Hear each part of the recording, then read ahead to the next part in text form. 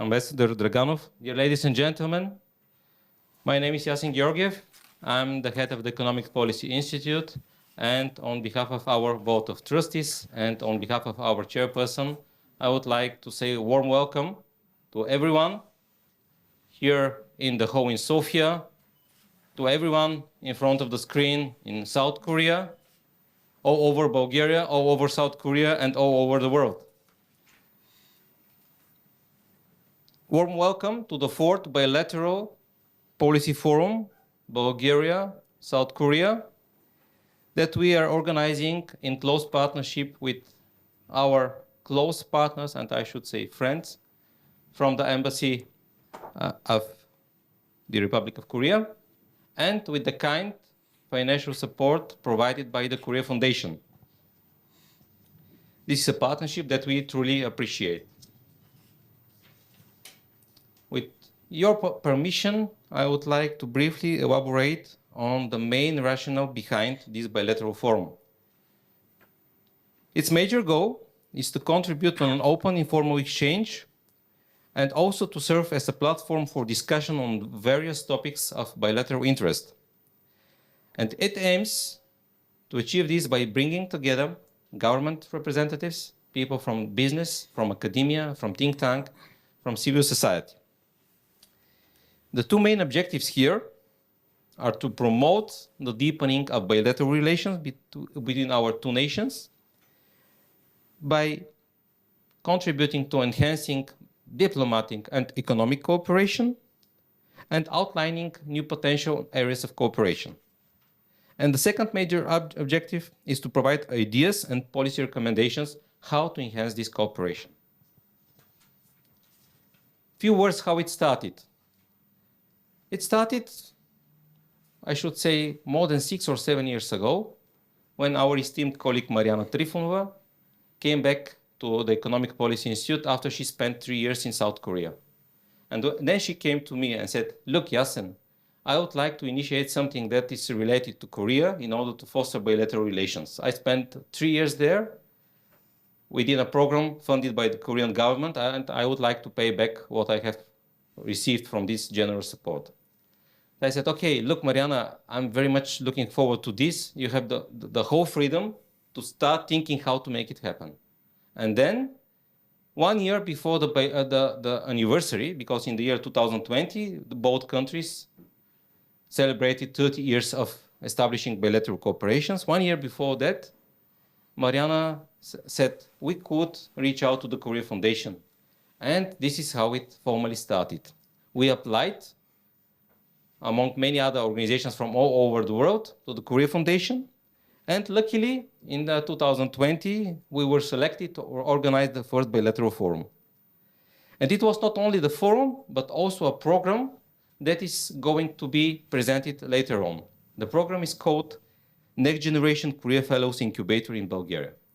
The idea is not only to convene high-level representatives from both nations, but also to empower, firstly to identify, but also to empower young people from Bulgaria who might be not living at that time in Bulgaria, but are Bulgarian citizens and have interest and knowledge in issues that are of bilateral importance.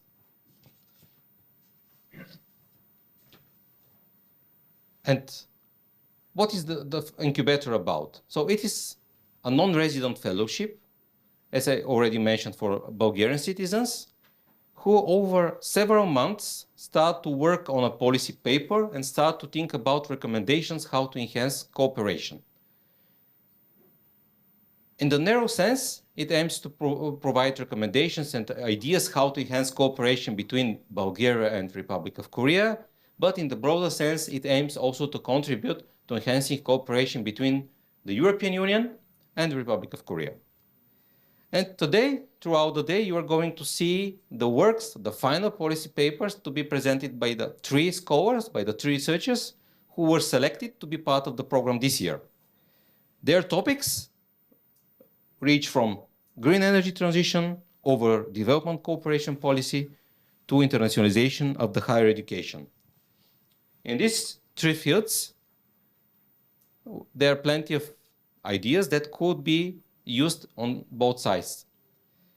So we believe that this exchange could and should go in both sides, between Sofia and Seoul and between Seoul and Sofia.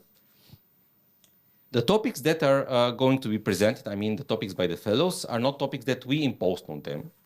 These are the topics that they presented to us when they applied with the research proposal. So they had the chance to provide their own ideas, and they were assigned later on with a mentor who was accompanying them during this process.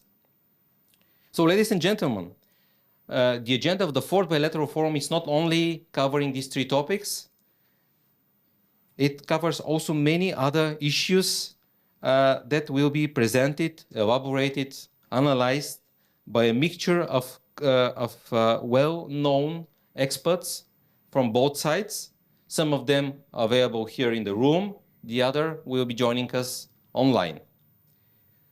The topics that we are going to shed light on this year are grouped into major panels. The first one is economic cooperation and green transition amid shifting geopolitical and security realities for the Republic of Bulgaria and the Republic of Korea. And the second major topic or stream is development cooperation and public policy, a know-how exchange between Bulgaria and Korea. To conclude, I would like to mention that by going deeper into these topics, we would like to pay our contribution to find solutions or to find recommendations that will be fit for the future of our both nations. Because as we already know, our both nations have to navigate in a very complex global environment and to navigate global and regional uncertainties that are of growing magnitude. So once again, I would like to thank to all of you for being with us today. And I would like herewith officially open the forum. And last but not least, I would like to wish all the speakers and all the attendees here in Sofia and online to be able to successfully exchange, to actively inspire each other, and to continue upscaling the bilateral cooperation between our two countries in its various fields. We believe that this is only the beginning, and we all could contribute to enhancing this cooperation that is really depicted in the way we work every day in our economic, research, business, diplomatic way. So once again, welcome, and let's get started.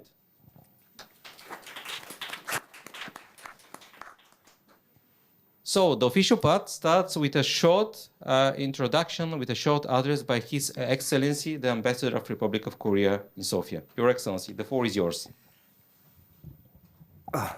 Thank you for this opportunity to deliver an opening remark. 2 years ago, by this time, we were full of anticipation to see, finally, the light at the end of the tunnel of COVID-19. But instead, Russia's war against Ukraine broke out, disrupting food security and energy security in the region and beyond. And then we are now witnessing another military conflict unfolding in the Middle East, this time also causing additional stress on our resilience. And on a broader and deeper level, I think economic security tensions have arisen as nations strive to reduce their dependence on products of potential adversaries. And the fact that we are securitizing every aspect of our life, from economic security, food security, even health security, is reflecting the uncertainty that lie before us for both Bulgaria and Korea. It is therefore an opportune moment to discuss how we can collectively navigate these uncertainties together, and by sharing policy insight and also enhancing economic cooperation. So we are very grateful to the EPI for this occasion, and the embassy is very committed to listening carefully the discussion today and the policy ideas shared. And also, Embassy is very delighted to be part of this policy forum, and we will try to leverage any shared ideas today. And I will also, on this occasion, appreciate the attendance of Ambassador Draganov and Ambassador Krychev and Deputy Minister Pavlov, and also from Korea, my colleague, the now Ambassador for Economic Security, Professor Lee Jae-min, and also here, Sofia Security Forum and other colleagues of Korea and friends of Korea. And so I think your attendance here is a clear demonstration of your commitment to enhancing our bilateral ties. And thank you for your attention, and I hope you will have a fruitful discussion today. Thank you.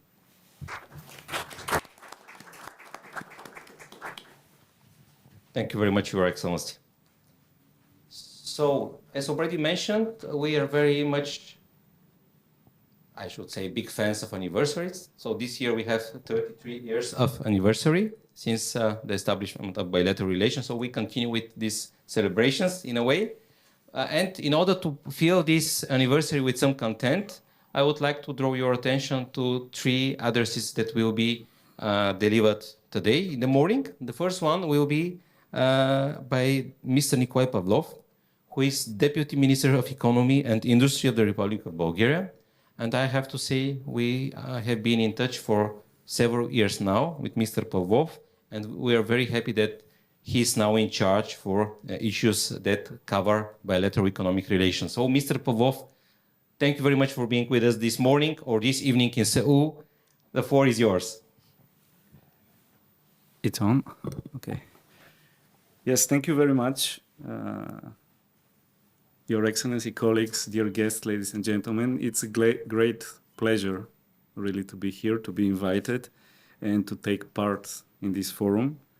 It is a great pleasure for me to greet you all and initially to express my gratitude to the organizers of the today events, the Economic Policy Institute, the Embassy of the Republic of Korea and the Korea Foundation. It was already mentioned that Korea is, or I will be the first to mention it anyway, it's our strategic partner, and as a highly industrialized nation with a viable and prosperous economy, is a major contributor to the growth of the East Asia region. Korea is also a valued partner to the European Union, of course, and we are certain that the EU-Korea Free Trade Agreement serves as a catalyst for the enhancement of the Bulgaria-Korea economic relations as well. Bulgaria's potential as a part of the vast EU market and Korea's outstanding economic achievements create favorable conditions for strengthening our relations. Despite the geographical distance between our both countries, we have always found a way to be partners in a number of spheres. I believe that we have a huge potential to increase this cooperation, and we as a government, as a Ministry of Industry, are working actively on this. In today's globalizing world with global and regional uncertainty, when distances mean less and when communication technologies allow us to stay connected, no matter where in the world we are, I believe it's our responsibility to explore the potential that we have. There is a constant, I can confirm it, interest from both sides for cooperation in various fields, and I'm convinced that we have the potential to further deepen and develop our partnership. This meeting today is really a great chance to point out that Bulgaria is a great place for business and has a lot to offer to the Korean companies in terms of legislative, economic, infrastructural, and geographical advantages. Despite the positive results that we achieved so far in the bilateral trade and economic relations, we need to exert more determined efforts to expand our relations in the field of the trade and investments. After the peak of the COVID-19 crisis in 2021, our bilateral trade grew and amounted 420 $25 million, making almost 63% growth compared to the previous 2020, including $256 million exports from Bulgaria and $168 million imports from Korea. In the next year, the 2022, the bilateral trade between our countries decreased with 18% and amounted to $347 million. And according to the data that we have so far for the first 6 months of this year, the bilateral trade between our two countries is amounted to $164 million. So we can notice that there is kind of decrease, unfortunately, and I'm sure that we can change this trend in near future. But apart from the quantitative growth, we are also interested in diversifying the commodity structure of our mutual trade. We see opportunities to increase our export to Korea of foods, essential oils, chemicals, pharmaceuticals, machine parts, electronic and textiles. Despite the complicated global situation, Bulgaria had liberal measures in terms of business, and our traditional policy underpinned by goals of maintaining macroeconomic and financial stability. In the last few years, Bulgaria's macroeconomic indicators are improving significantly, with economic growth staying above the EU average. Bulgaria strives to develop capital-intense and innovative products with high added values to improve the business climate and opportunities for technology development. We believe that we have the potential to attract Korean investments and provide favorable opportunities for activities in a number of areas, such as information technologies, electronics engineering, mechanical engineering, automotive sector, high-tech industries, services, agriculture, food industry, transport and logistic infrastructure, and of course not to forget the tourism. We apply specific measures and incentives to support and to encourage investments as a member of the European Union, and our country provides duty-free access to the EU's 50 million market. Due to its geographical locations, our country, Bulgaria, plays the role of an important transit center for free access to the markets of Europe, of North Africa, Middle East, for the Korean business. Our country offers excellent conditions, both as a platform for the Korean flow of goods to the European Union and for doing business with other European countries due to the constantly improving communication and transport infrastructure. In conclusion, I would like to reconfirm once again and to assure that the Bulgarian government will continue to focus its foreign economic policy on trade and industrial relations with Korea as our traditional partner in this region, and we will support all initiatives in the interest of effective cooperation fit for the future between our two countries. This event here improves the good relations that we have, the focus to the relations between our two countries. As I mentioned, focus in the work of the Ministry of Economy are the relation and the cooperation with Korea, in which we really see very high potential to increase our trade, to attract investments, and of course with this to strengthen the links between our two nations. I see here a lot of friends of Korea, a lot of Korean friends to Bulgaria. So in this time of insecurity and in a region, as is the name of the event, regional uncertainty and global uncertainty, we should rely on these good relations and to strengthen our cooperation in many fields. I will stress on the economic one, which is really with a huge potential. So thank you very much for organizing this event. I hope that it will be fruitful, and I'm looking forward to the results on it. Thank you very much. Thank you. Also from my side, Deputy Minister Pavlov. We started with economic accent, but we're slightly going now to the political and diplomatic one. And I'm very happy to welcome two ambassadors here. Firstly, I would like, though, to give the floor to Ambassador Krajcev, who is the Director General of DG Bilateral Relations at the Ministry of Foreign Affairs of the Republic of Bulgaria. And in this capacity, Ambassador Krajcev is taking care of the day-to-day relations between our both nations. So, Mr. Krajcev, we would be very happy to hear your short address.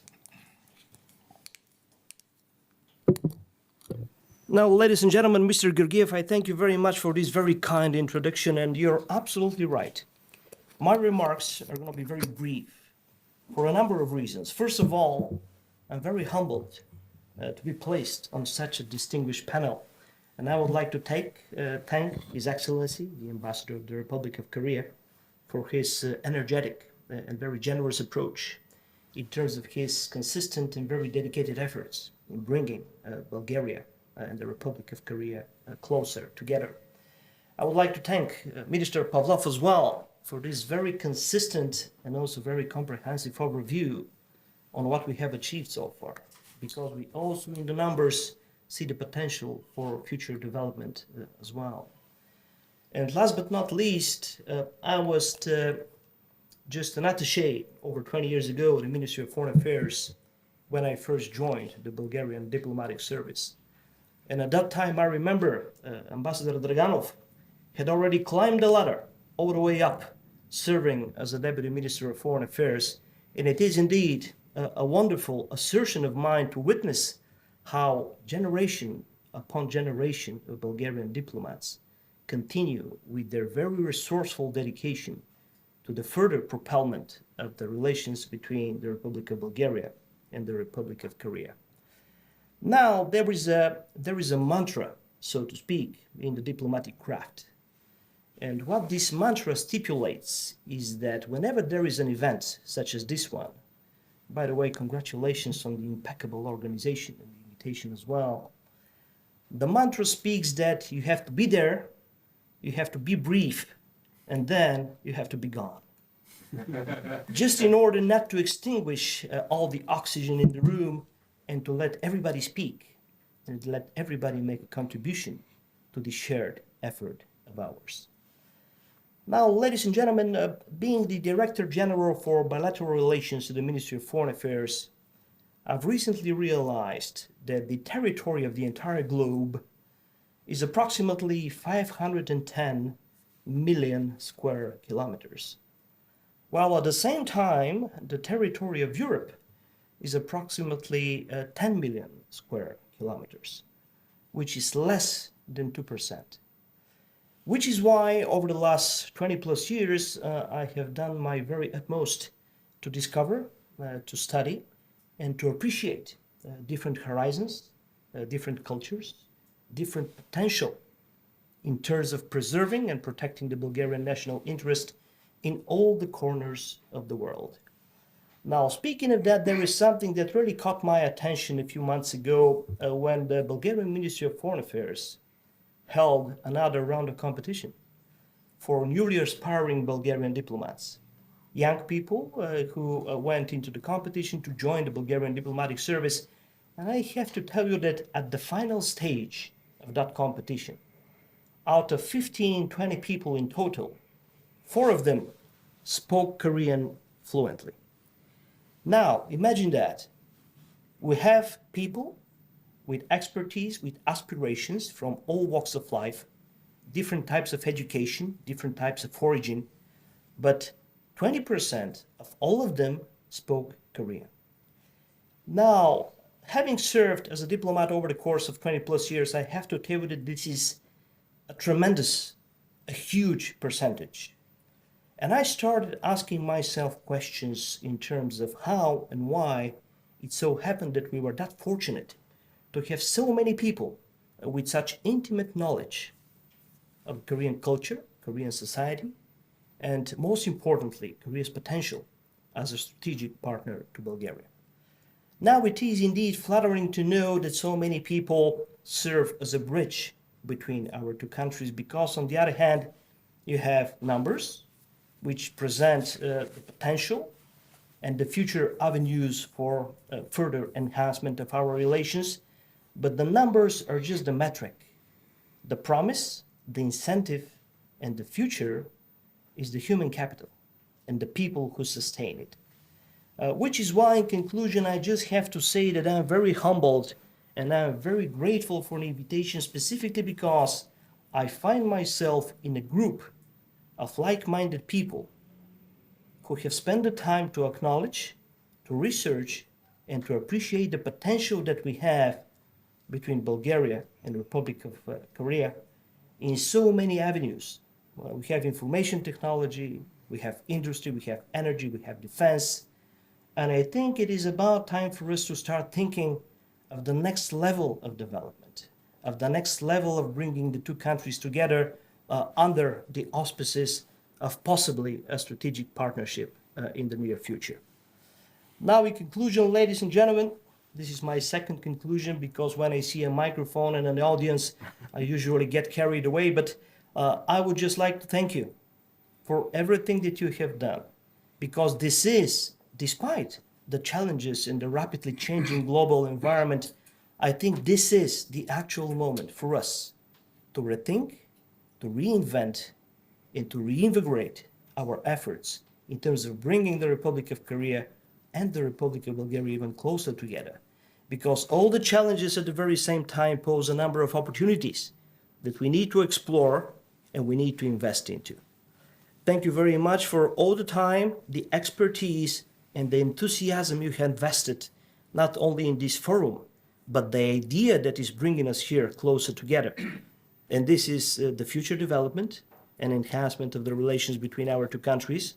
And it is very comforting, I have to say, to be able to speak amongst friends and like-minded people, because on one hand, it is really very refreshing, but on the other, it is very, very promising as well. Thank you very much.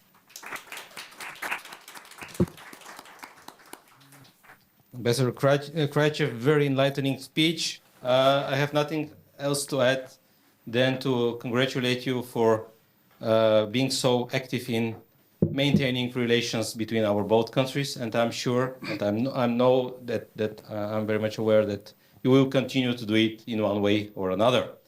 So, in order to prove the sustainability of Bulgarian approach or Bulgarian commitment to bilateral relations, we have Ambassador Draganov with us.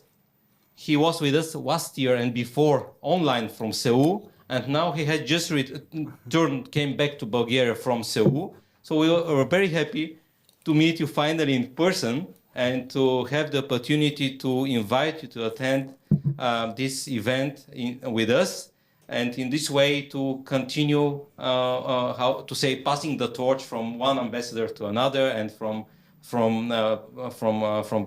persons who are really involved into this bilateral cooperation. So, Ambassador Draganov, we are very happy to have you here, and we are looking forward to your short address. Thank you. Thank you very much. Ambassador Pei, Deputy Minister Pavlov, Ambassador Krajcev, ladies and gentlemen, I'm really glad to be here. I appreciate the work that you're doing because I have tried to do the same work for the last 4 years.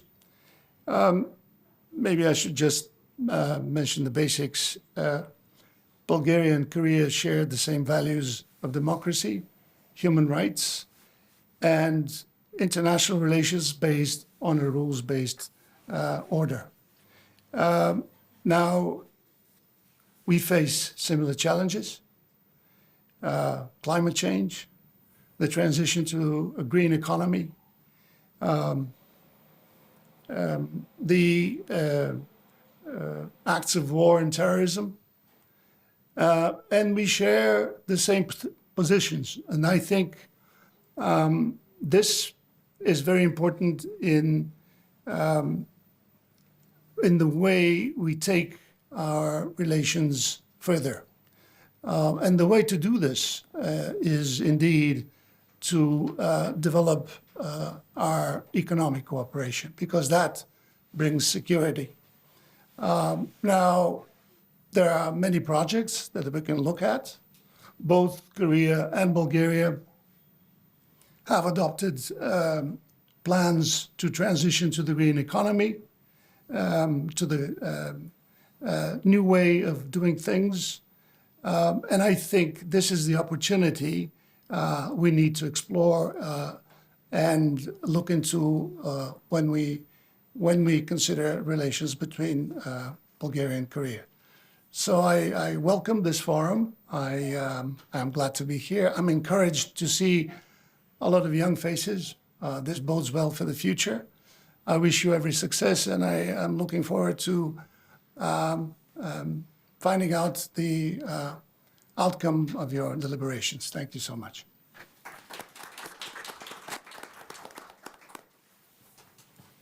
Ambassador Draganov, thank you very much. And I have to say that throughout the previous editions of the forum, we were really lucky to have you as Bulgarian ambassador in Seoul, because every time when we reached out with requests for support, for intervention, you were ready to join, and it is really much appreciated.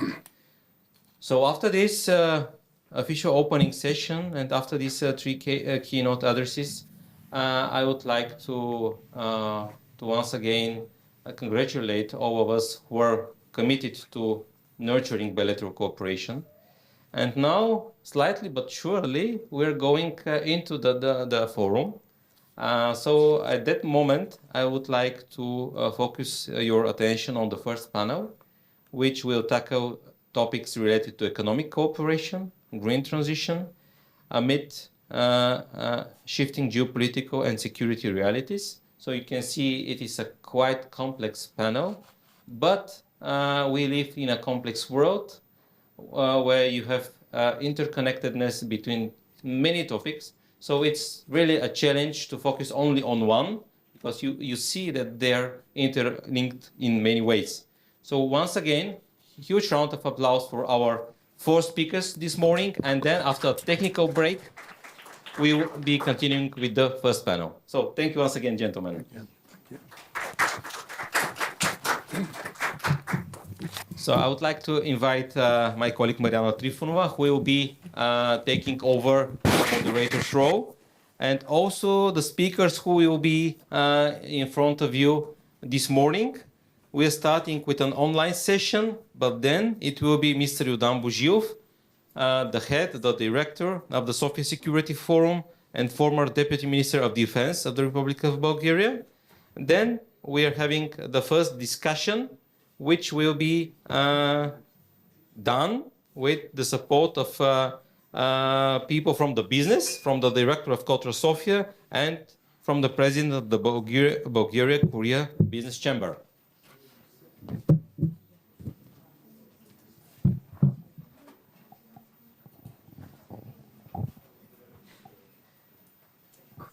Allow me to invite our next speakers. Good morning from me as well, ladies and gentlemen. It is always a pleasure to be moderating at our Bulgaria-Korea Policy Forum. Indeed, as let me switch to this microphone then.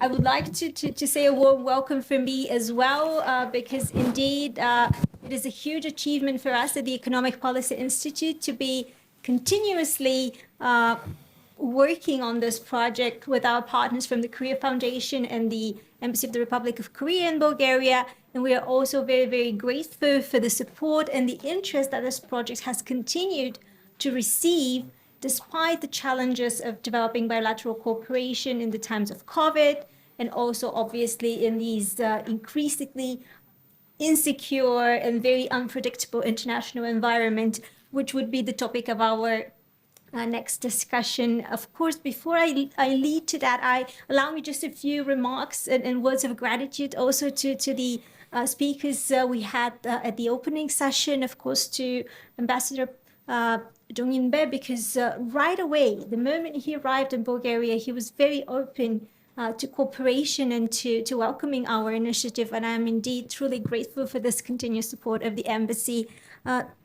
Special words of gratitude, of course, to Mr. Nikolai Pavlov, who is a well-known friend of ours, if I dare say, and right away again, he was very, very ready to come participate and to show the commitment on behalf of the Ministry of Economy and Industry to further develop that cooperation. Of course, Ambassador Kraichev, because he took the time in these challenging conditions when many, let's say, other bilateral relations require his attention at this moment. And I cannot also say enough words of gratitude to Ambassador Petko Draganov, who has been with us since the start of the forum online from Seoul. And I also would like to personally thank him for the commitment to develop bilateral relations during his term, which was, of course, marked by the COVID pandemic, which impeded the normal diplomatic practice of meeting people. But nevertheless, he was a very active and committed ambassador. We do hope that in his future endeavors, he would continue to support our initiatives as well. And now we move to the actual forum agenda. In this first panel, you will see a mix again of very experienced and official stakeholders, but also you'll get the chance to meet for the first time one of our Next Generation Career Fellows. And speaking about the Next Generation Career Fellows Incubator, I have had the enormous pleasure and privilege to coordinate this program throughout the years. And when Ambassador Kraichev was mentioning the new diplomatic staff at the Ministry of Foreign Affairs, the Sergeant Attaches, I immediately thought of how our fellows have grown throughout the years, and I'm very happy to share that last year's Next Generation Career Fellow, one of them is currently within the framework of the ministry, and a young diplomat that we are looking very much forward to her further development. And also you'll see throughout the agenda that we have another alumna of our Next Generation Career Fellows Incubator, who is positioned in Brussels and is very much involved in public policy advocacy when it comes to climate change and sustainable finance. But first things first, we move now to the first topic on our agenda. We thought, okay, we are going to talk about economic relations, but we cannot talk about them in a vacuum. And this is why we will start by two introductory sessions, or a session with introductory remarks by Professor Jaemin Lee, who will be joining us online in a second. I think our colleagues will show him on the screen. He is a professor of law at the Seoul National University in Seoul, but of course he is also the ambassador for economic security to the Ministry of Foreign Affairs of Republic of Korea. Now, if Professor Lee could hear us, I think it is the perfect time to start with his address. So Professor Lee, you have the floor now. Thank you. Thank you. I hope you hear me well. Yes, we do. Okay, great. Thank you. Thank you very much for the nice introduction. It is a great pleasure and honor to join you via Zoom for the fourth Republic of Korea Policy Forum. I would like to thank Bulgarian EPI and the Korean Embassy to Sofia for organizing this event. Let me briefly talk about the importance of cooperation between Korea and Bulgaria in this important field of economic cooperation, most notably economic security. I think there are many things that the two countries can do together, some of which have already been outlined by the previous speakers. They are all important, and there are many things that Bulgaria and Korea can do together, particularly now because there are many challenges that we have to face together. At the same time, I think with respect to the concept and the difficulty of economic security, there are many things that the two countries can cooperate and explore together. That's the point I would like to convey today. And let me briefly pull up the PowerPoint slides that I have prepared.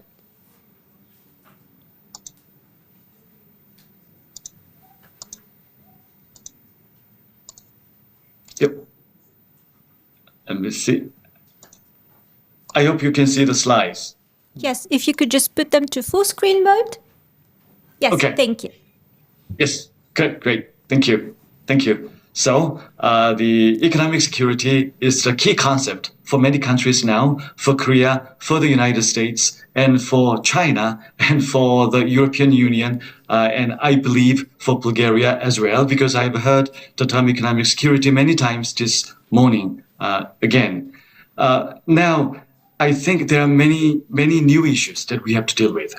My point is that the real problem of economic security is that the legal norms and the legal guidelines are not clear enough, and the loose concept of economic security is creating further disputes and further confusion among many states, particularly for Korea and other countries as well. So that is the area where the two countries can work together to explore clearer meaning of economic security and clearer parameter of economic security going forward.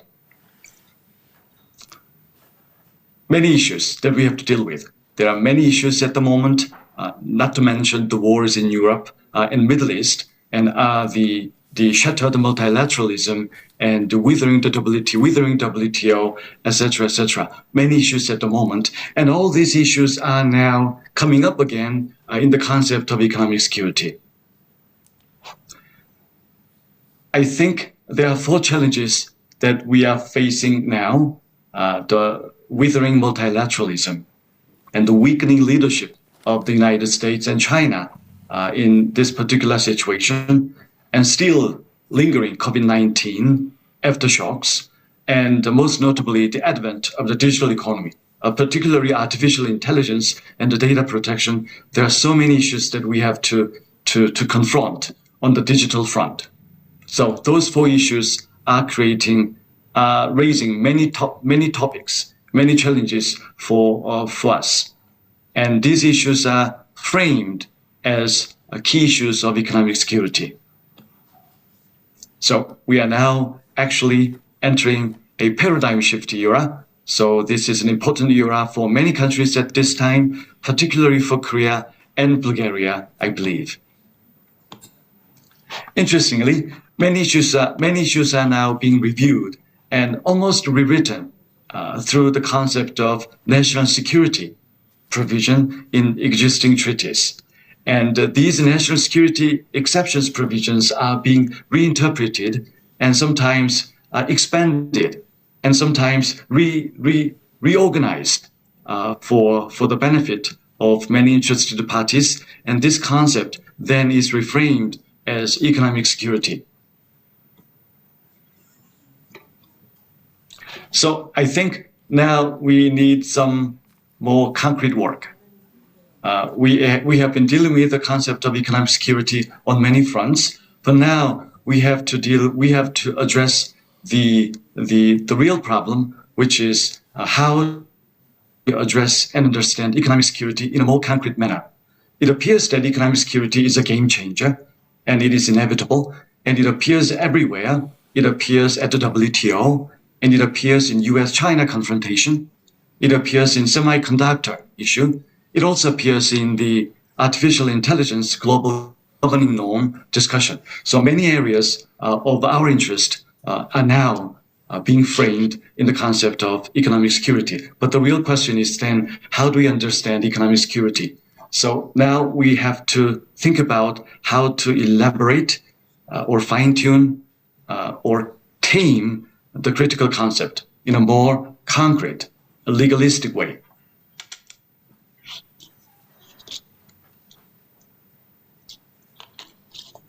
Because of the interest of time, these are the 4 perhaps general idea that we can consider. This is my personal view. So these are the 4 general suggestions that we can consider between the 2 countries.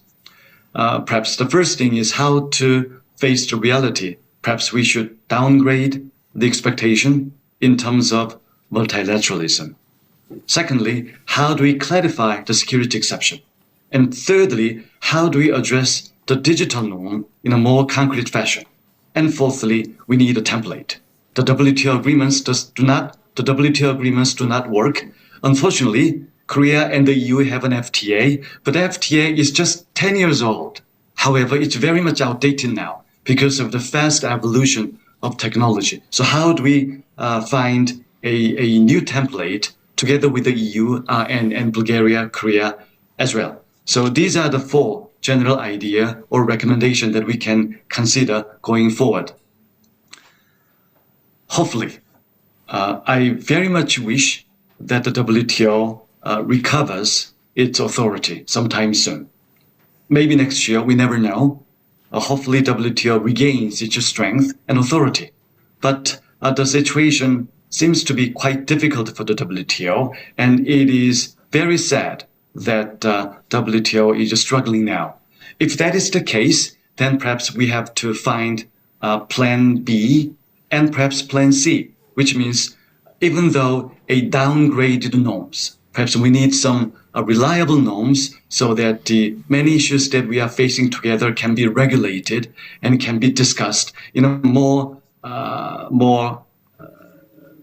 systematic way. At this time, it's very interesting because some states are talking about the WTO agreements. On the other hand, other states are not relying upon the WTO agreements while they are looking at the same issue. So they are repeating the same arguments over and over again. It appears that we have to find now some common ground of how to resurrect multilateralism 2.0, which may not be the plan A that we have been desiring now, but perhaps it could be plan B or perhaps plan C, where many countries still can work together, although in a downgraded manner, where we can discuss many key issues together and find some common solution to the diverse problems. In that respect, one thing that we should do is perhaps how to understand the security exceptions in the existing trade agreements. And more importantly, how do we understand the security exceptions from the perspective of economic security? Are they the same or are they different?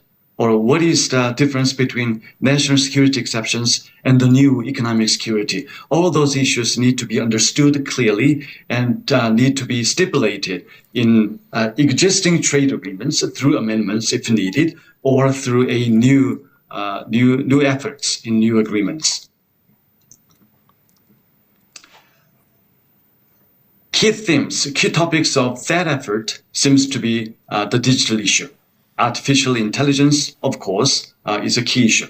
And semiconductors, data protection, and the quantum computing, all those issues now require clearer norms and the reliable guidelines. The EU is spearheading this effort. I understand that the EU Parliament is now reaching the final stage of introducing new legislation on AI regulation, which is very important for many countries in the world and for the UN as an international organization as well. So this is one thing where we can work together. Korea is also very keen to elaborating AI global governing norms, as mentioned many times by President Yoon Suk-yeol through his diplomatic efforts. So this is one of the areas where Bulgaria and Korea work together to fine-tune the digital norm.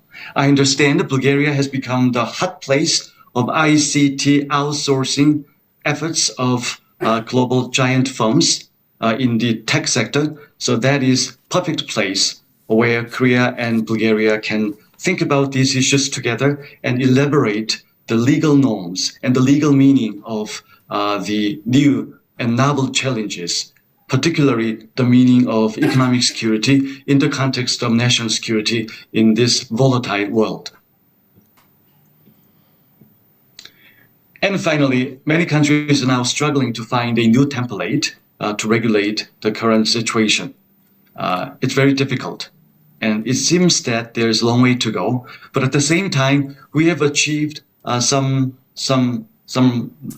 successful outcome as well. For instance, some countries have concluded digital partnership agreements, and the OECD also successfully reached an agreement on BEPS, digital tax, Google tax agreement, and in the Indo-Pacific area, many countries, 11 countries in fact, are negotiating Indo-Pacific Economic Framework. So many efforts are being made now. The common elements there is to find a new template in lieu of the WTO agreements and perhaps the existing FTAs. So new templates are being explored through many forums at the moment. This is where the two countries can work together. We are not quite sure what the future template will look like in the digital area, or in the artificial intelligence area, or the e-commerce area, or the new or the areas that we have to deal with in the new economic landscape. So perhaps in contemplating a new templates, Korea and Bulgaria can work together to find a common ground and to contribute to the discussion in the global community. So finally, let me conclude by underscoring the first point again. I think there are many things that Korea and Bulgaria can work together and can do together. And this is the moment where we are facing many layers of difficult challenges and threats. So hopefully our efforts in Seoul and Sofia can lead to a more meaningful discussion of these new challenges in the global community, and this will contribute to finding solutions to many problems and challenges we are facing now, both in Europe and in Asia and in the global community.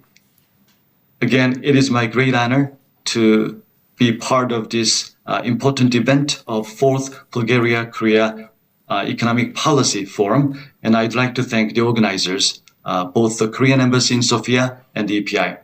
Let me stop here. Thank you. Thank you so much, Professor Lee. I hope you could hear the claps from the audience. We really appreciate this address because it nicely frames the discussion that we're about to have in the next few hours. I remember, and the takeaways from your intervention for me were really to face reality and be pragmatic and lower the expectations. And this is something that we will have to have in mind when we talk about, for example, the economic ties, security for security. And maybe in a second, we'll hear how, of course, we're facing these security challenges around the globe, but they might be opening some new opportunities for cooperation between Bulgaria and Korea in terms of defense and military equipment. Tackle the digital. Yes, of course, we at EPI have also been committed to this topic as well. In the previous editions of the forum, we have discussed it.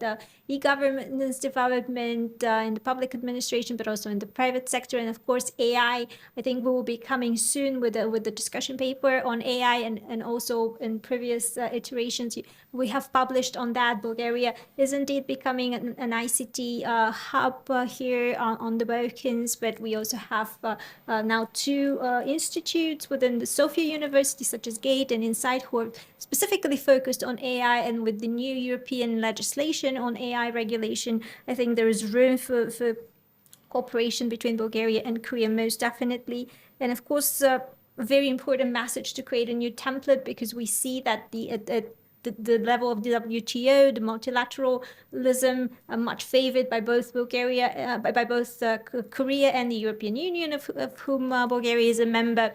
is struggling, but we do need to find a viable solution, at least short term, on how to continue to cooperate. So I do thank you very much for these important remarks. And I'm not sure if you'll be able to stay with us until the end of the panel and the forum, but nevertheless, allow me at this moment to wish you a nice evening there. And so in case you have to leave us, and we do very much appreciate your contribution to the forum, we hope to stay in touch and to continue the cooperation. Now we switch to our panelists here in the room in Sofia, and of course to Mr. Yurdan Buzhiov, who is the director of Sofia Security Forum, but also until earlier this year, the Deputy Minister of Defense of Bulgaria. Last year, I'm sorry. Time has been running so fast, really. Indeed. Yes, but I still remember our discussions in your role then and in your role now.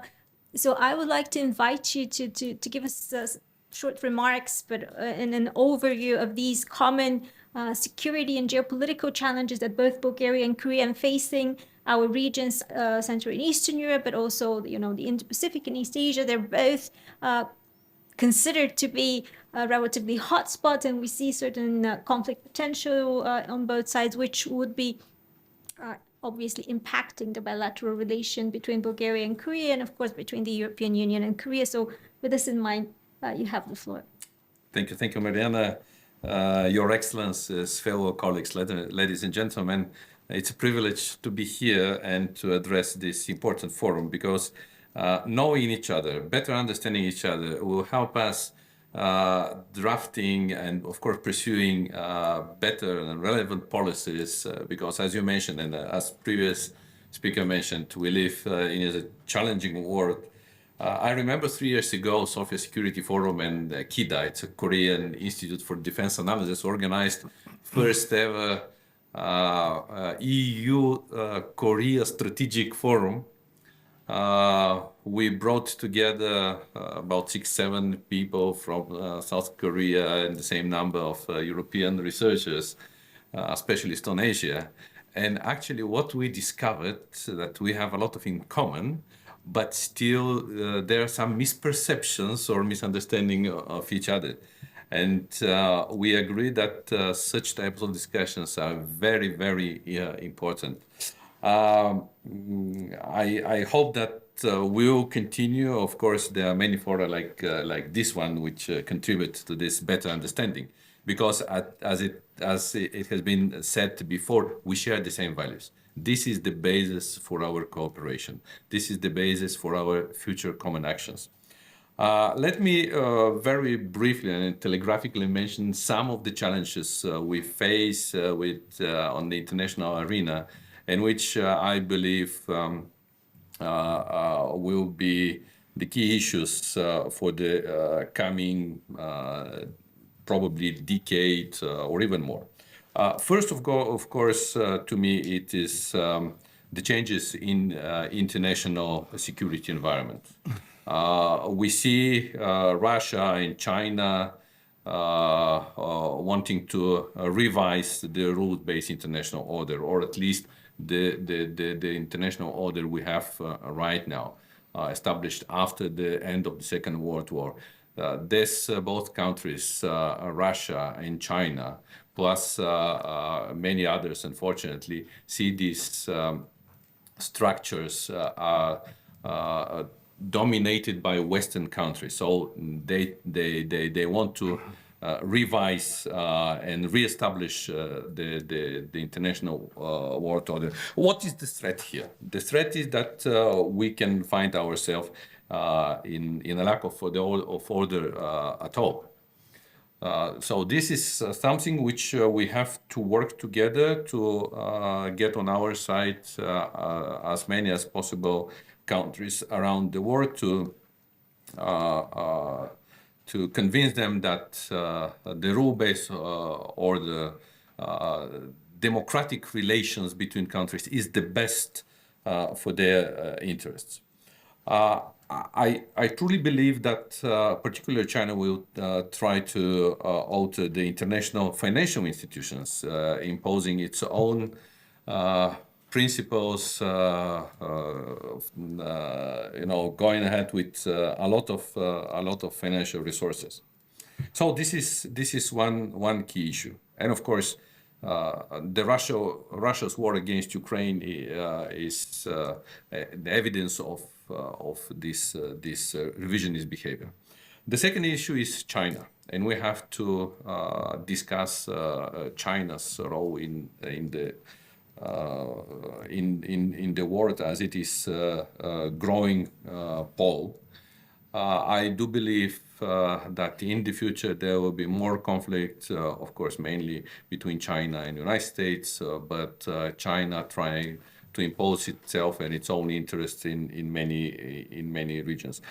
And here it is important to mention that NATO and European Union try to adopt strategies towards China, but for the time being, it's a very vague concept. It's a very vague understanding of the China's risks and threat on our society, on our economies, etc., etc. So I believe that we shall work on this issue to better understand China.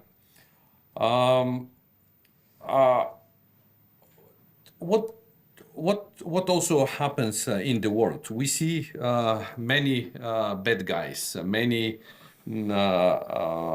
actors which also try to take advantage of this crisis of international order. It can be state actors like Iran, like North Korea. It can be non-state actors, mainly terrorist organizations, but also organized crime groups, etc., etc., etc. So without having common understanding, without having common policy, it will be very difficult to tackle with these issues, because all this can badly affect our societies. All these actors and their actions can have spillover effects on many other regions and affect many other aspects. Take, for example, the terrorist attack by Hamas against Israel. It is a key challenge not only for Israel, but also for regional and global security. So this is another venue which requires common approaches. I fully agree that there are many other areas, for example, climate changes. And I recall 2 years ago, we had our conference on climate change and NATO approach to this risks perspective from Korea. We had participants from Korean Ministry of Defense speaking about Korean's approach. So it is again very important area where we can cooperate, because climate change requires global approach. New technologies, fully agree with that. Currently, important meeting in European Union is taking place, discussing regulations, potential regulations of the artificial intelligence. Again, a very important topic. I won't go further because we don't have enough time, but we can list many areas.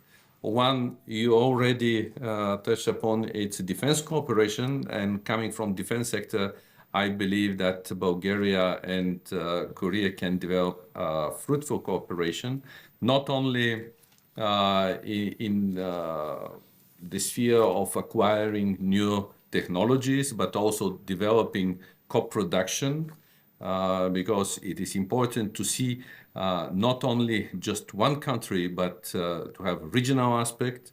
We can go into details of this issue. We can think about cooperating in border protection, in providing security at sea, as we are both littoral countries. There might be solution which will be of interest for each other. So many opportunities, and let's look and let's consider this forum just as a good starting point for further discussions. Thank you very much. Thank you so much, Mr. Bourgeois, for this intervention and this contribution. Indeed, I agree with you. Many areas to explore, and it might sound as a cliche nowadays, but a challenge is always an opportunity as well. So we need to be aware of that fact and look how we could expand our cooperation on that front. And as you mentioned, defense.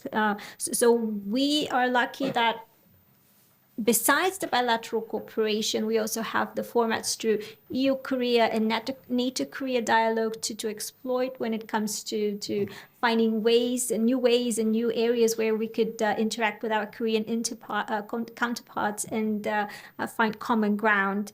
So now that we have this big picture in mind and both the constraints that this uncertain global reality is putting us into, but we also thinking about the opportunities, I have to turn our focus to the people from the business world who actually have to, on a daily basis, struggle with these global insecurities, but also make sure that the bilateral trade and investment continue, and they have to tackle those challenges, and they're working towards supporting both Bulgarian and Korean companies who are interested in exploiting this cooperation potential in the economic field. So I have the pleasure to have here with us in the panel Mrs. Yosun Hwang, who's the director of Kotra Sofia, and also Mr. Kalin Damyanov, who is the president of Bulgaria-Korea Business Chamber.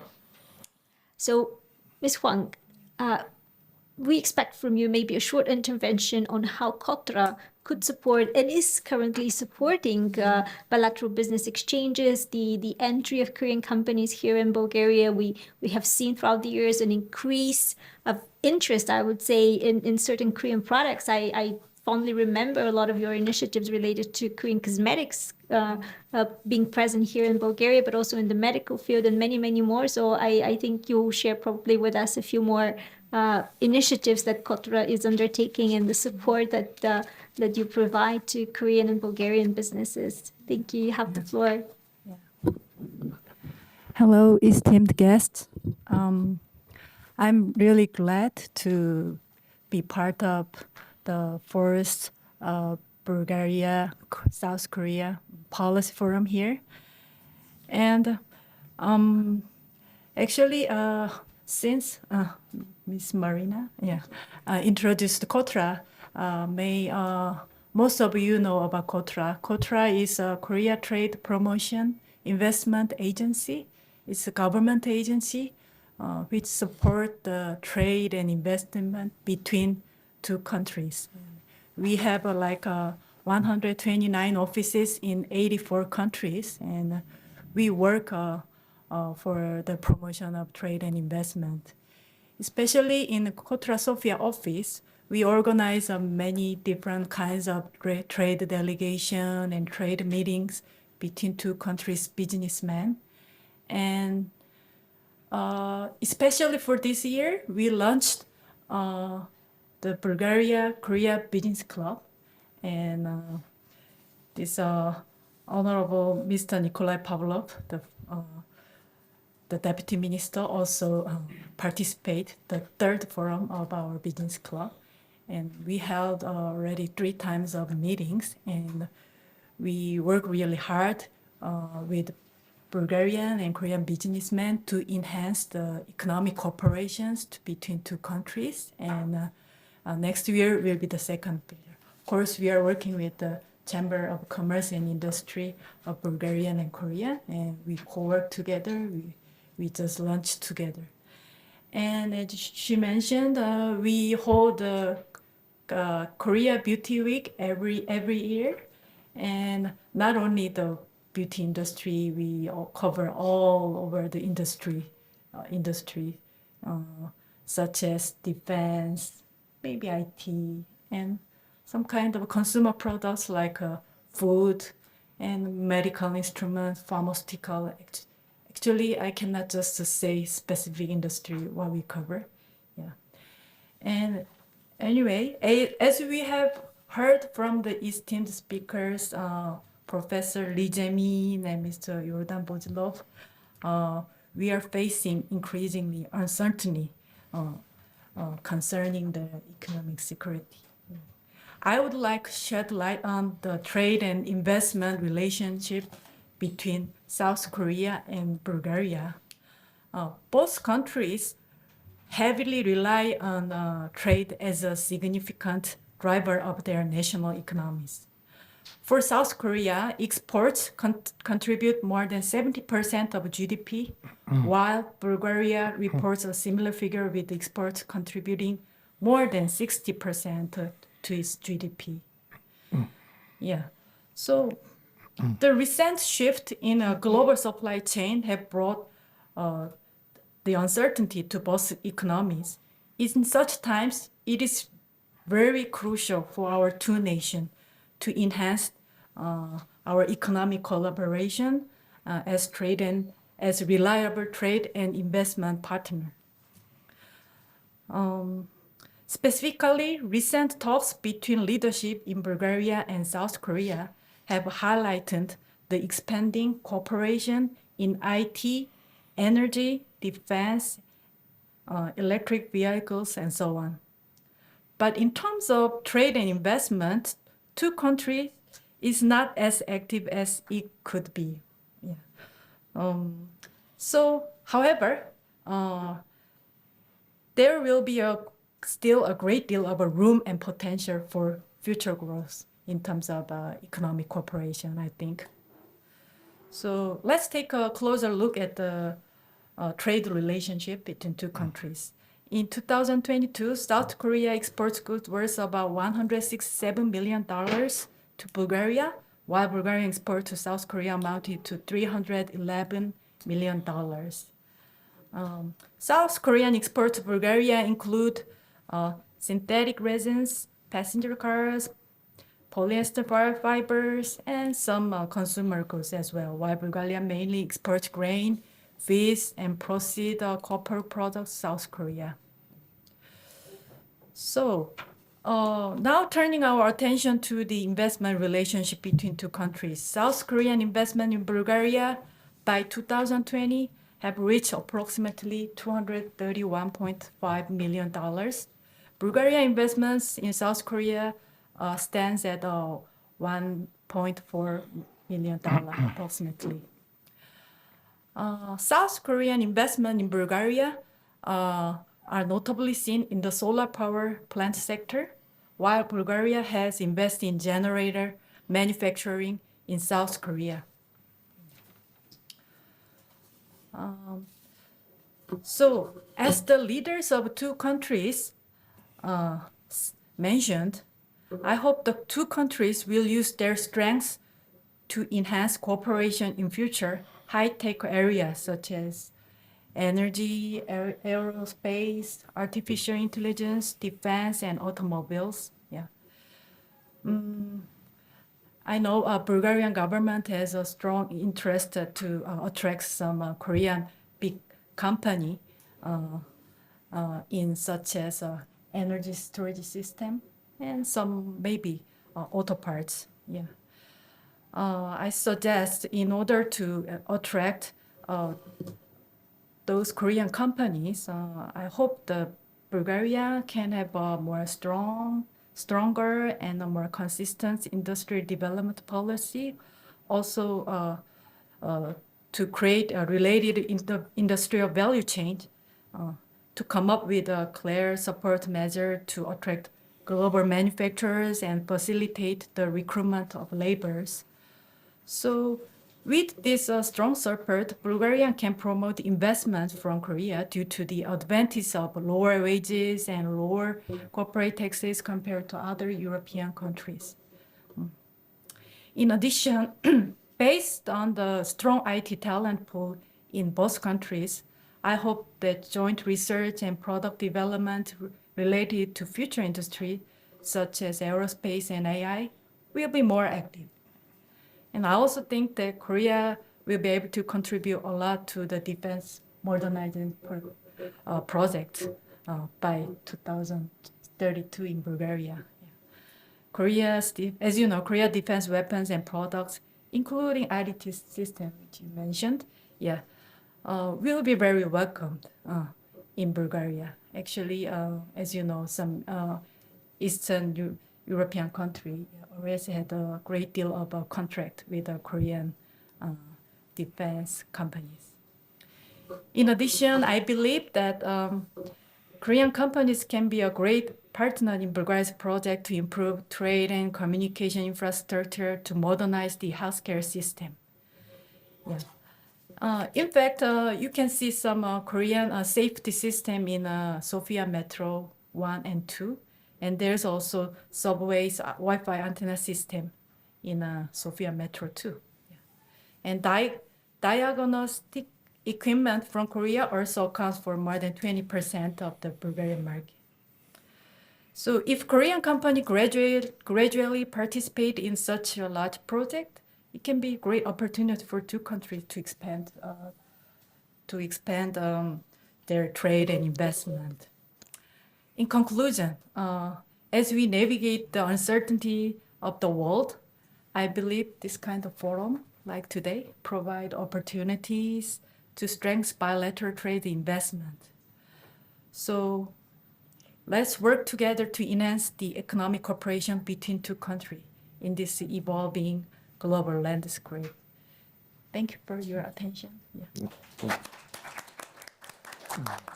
Thank you so much, Mrs. Huang. Indeed, you provided a very nice overview of bilateral economic relations, and I think we will all agree that the current figures in terms of trade in goods and investments do not meet our ambitions for developing this economic partnership. And you were so kind to outline numerous fields in which we could cooperate, not only in terms of industrial development in the car manufacturing, but also in the green transition economy with the solar panel investments in Bulgaria, but also other areas such as healthcare, aerospace, AI, defense, and many, many more.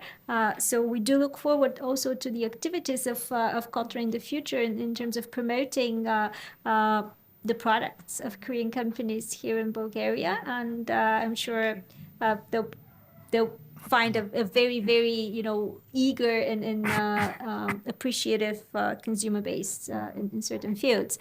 And now we turn to Mr. Kalin Damyanov, who, Yes. if I am not wrong, you were in Seoul until a few weeks ago, quite recently, as part of a delegation. Yes. So you have this fresh perspective in your mind about where we stand. What is the current, sentiment maybe in Korea, and how known Bulgaria is in Korea?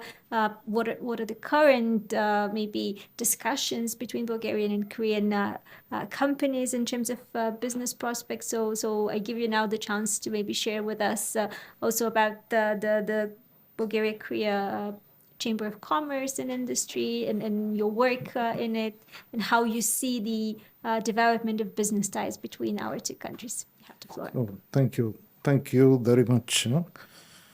On behalf of Bulgarian Korean Business Chamber, I would like especially to thank very much to organizers for the 4th Bulgarian Korean Policy Forum, which is very important for development of the bilateral economic relations. As you mentioned, I just a few days ago I came back from Korea again. I was visiting Korea from the 1991 or 92, if I remember. I have to say that there are a few very important things which are between Bulgaria and Korea. The first thing is between us there is a big potentiality for developing a business, and a serious business, which is not realized up to now.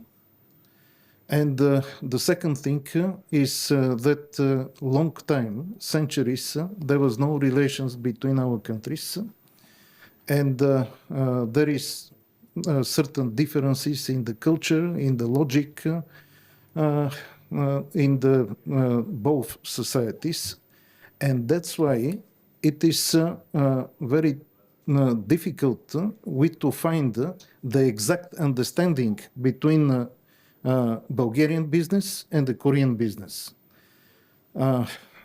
Sometimes there are stupid misunderstandings on the both sides, and this is the reason such kind of forums like this one here, such organizations like KOTRA, our organization, the Chamber, the Korean Embassy, Bulgarian Embassy, these are the institutions which have to help the both sides finally to reach some successful results in the business. Once again, my experience in the business, I see big possibilities, and unfortunately, the big possibilities up to now are not realized.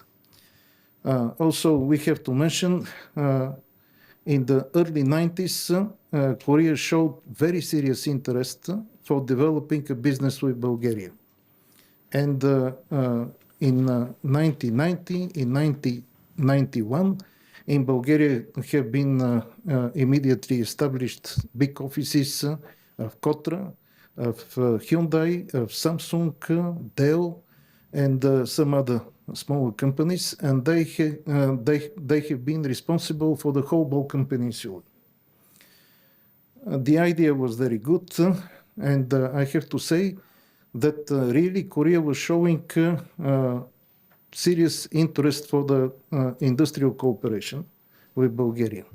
Unfortunately, we succeed to realize only one industrial privatization. This was the transformer factory in Sofia in 1997.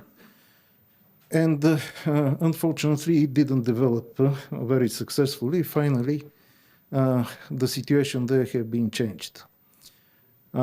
So this is the reason we have to overcome these misunderstandings, and we have to find the exact and proper way how to make a business with Korea. Because we have potentialities, but they are not realized. And neighboring countries like Romania, even Serbia, recently they have more success regarding the industrial investments. Regarding our chamber, I would like to mention this. The official name of the chamber is Commercial and Industrial Chamber of Republic Bulgaria and Republic Korea. It has been established in October 2017 in Sofia with participation of the both prime ministers from Bulgaria and Korea, at that time Mr. Borisov, and from Korea Mr. Lee. The main goal was exactly this, to support the bilateral economic relations and to support the businesses on the both sides up to reaching some successful result. Specific thing is this, we are working very closely with KOTRA, and the activities of KOTRA are very important. I have to say also this thing that KOTRA is spending very serious efforts and very serious budget to help the bilateral relations. They are organizing meetings of Korean companies which are coming to Bulgaria, and all this is paid from KOTRA. Also, KOTRA is organizing visit of Bulgarian companies in Korea, and all charge is also for KOTRA. So the efforts are very big, and now we have to see the activities of the Bulgarian companies and the Bulgarian institutions which have also to support this process in order to reach some good effect.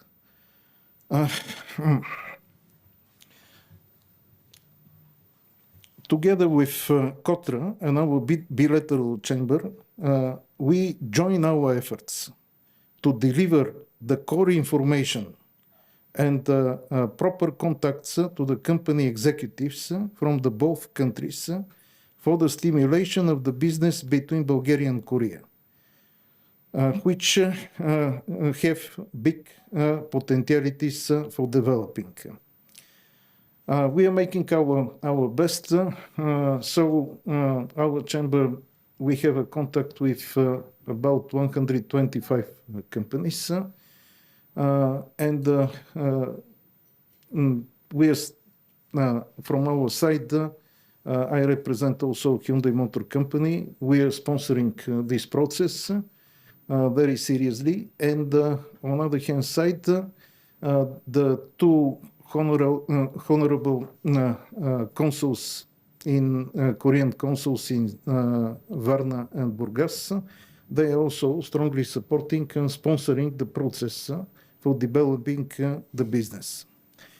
In order to find the proper and effective way for improving the bilateral economic and business relations, we have to exchange information, to discuss, to analyze, and to find the workable mutual interest between companies from the both sides. Bulgaria-Korea Policy Forum is such an important factor for its regular meetings are very important to find the effective way for bilateral cooperation. And we hope that there will be another meetings also, and we can join all our efforts, KOTRA, our chamber, Korean embassy, this forum, the institutions which are supporting this economic ministry, which recently is very active, and finally to reach some good results. We can talk many things for bilateral relations, for the business and for possibilities, but this is a matter of concrete discussions in such kind of forums and meetings with KOTRA, with our chamber, and both embassies in Bulgaria and Korea. So, thank you very much for your kind attention for my explanation. If you have some questions or if you need something from our chamber, please contact me. Our head office, this is in the Hyundai Motor Center in Sofia, one of the biggest companies in Bulgaria. And I will be very happy if I could help with my knowledge and my relations with Korea for developing of some business. Thank you. Thank you so much, Mr. Damyanov. Indeed, you're right that maybe we need to all work together. And of course, we at the Economic Policy Institute are always open for such discussions, the way that we have contributed in the past to trying at least to address some of the issues you mentioned in terms of maybe the misunderstandings, the need to improve communication and understanding of each other's culture. Of course, we do it through the incubator and through this forum, but in terms of, for example, the opportunities, the visibility of Bulgarian products, Bulgarian companies in Korea and vice versa. If I remember correctly, it was 2 years ago in one of the publications you could see at the registration desk, we published a joint study by a Bulgarian scholar from our incubator and a Korean scholar who analyzed bilateral relations and came up with some concrete recommendations, for example, on which trade expos Bulgarian companies should participate in Korea and vice versa, Korean companies here in Europe and Bulgaria. So this is one way in which we have throughout these years tried to contribute to the debate, but of course we're very much open to continue the discussion with KOTRA, with the chamber, with the relevant ministries and the embassy, and see how we could join our efforts so that the Bulgarian Korean businesses could see that support. And I think here at the venue we also have some representatives of Bulgarian companies who would be interested to hear about these opportunities of very practical support by KOTRA in terms of covering costs for visits and whatnot. So we do continue that discussion with you and of course with the audience. We will have a formal Q&A session at the end of the panel. So if you have any questions or comments, please reserve them until then. This applies both for the people here in the hall, but also to our guests online. With this, I would like to once again thank to all our panelists, Mr. Buzhilov, Mrs. Huang, and Mr. Damyanov, for your kind introduction, and of course to Professor Lee, who joined us online. We will have again a very quick technical switch so that we continue the panel with the focus on climate policy and cooperation on green transition. Thank you once again. Thank you.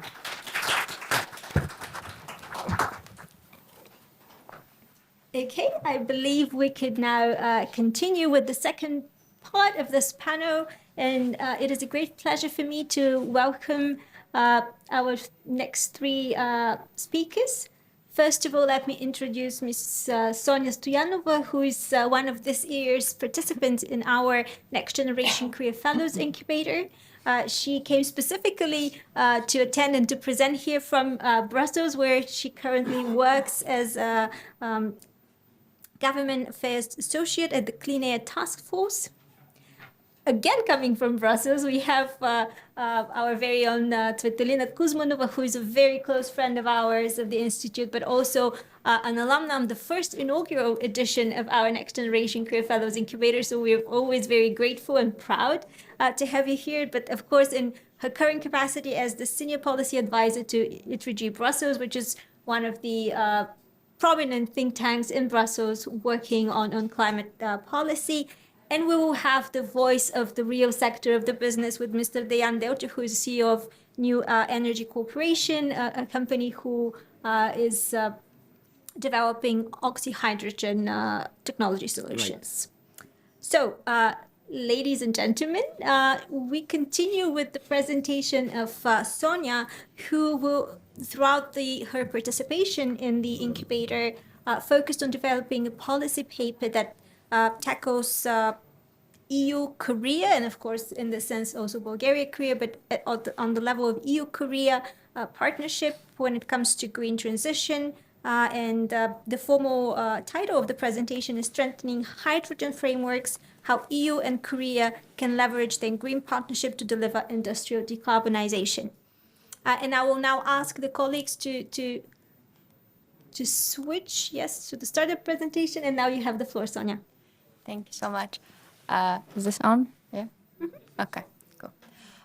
So this presentation is on the EU-Korea partnership, green partnership with specific focus on hydrogen.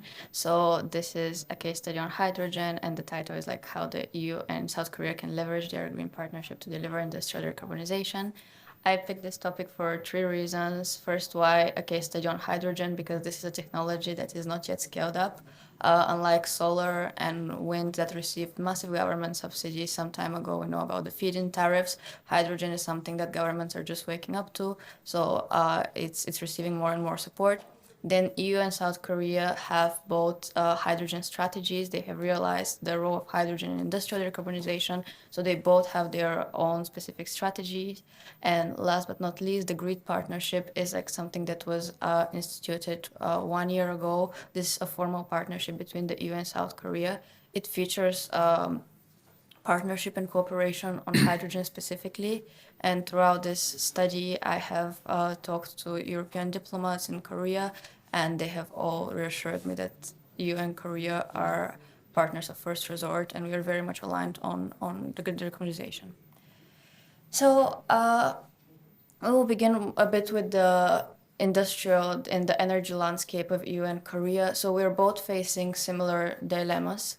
Energy dilemmas, because both EU and Korea are in a way energy poor. EU used to import its oil and gas, its LNG, and now as we shift the economy to a green transition, we are going to import our hydrogen. Similarly with Korea, Korea and the EU are going to be respectively the first and the third largest net importers of hydrogen. So it's very important to leverage that joint purchasing power and shape global hydrogen rules. And last but not least, it's very important to also scale up green hydrogen production, meaning clean hydrogen, and design frameworks that enable investments into hydrogen, but also target hydrogen in the right sectors. Now, why is it important to target hydrogen in the right sectors? Because hydrogen has many properties. Today, hydrogen is used primarily in the refining sector, and the hydrogen that is being used is the so-called gray hydrogen. It's produced from fossils. And you can see on this graph that I have put for you from the International Energy Agency, the light gray is like hydrogen produced with natural gas without the carbon capture and storage. The gray one is, the dark gray is the one produced from coal. And finally, you have hydrogen produced as byproduct. So basically, hydrogen produced from clean electricity is now so small that you cannot even see it on the graph. It's a negligible amount.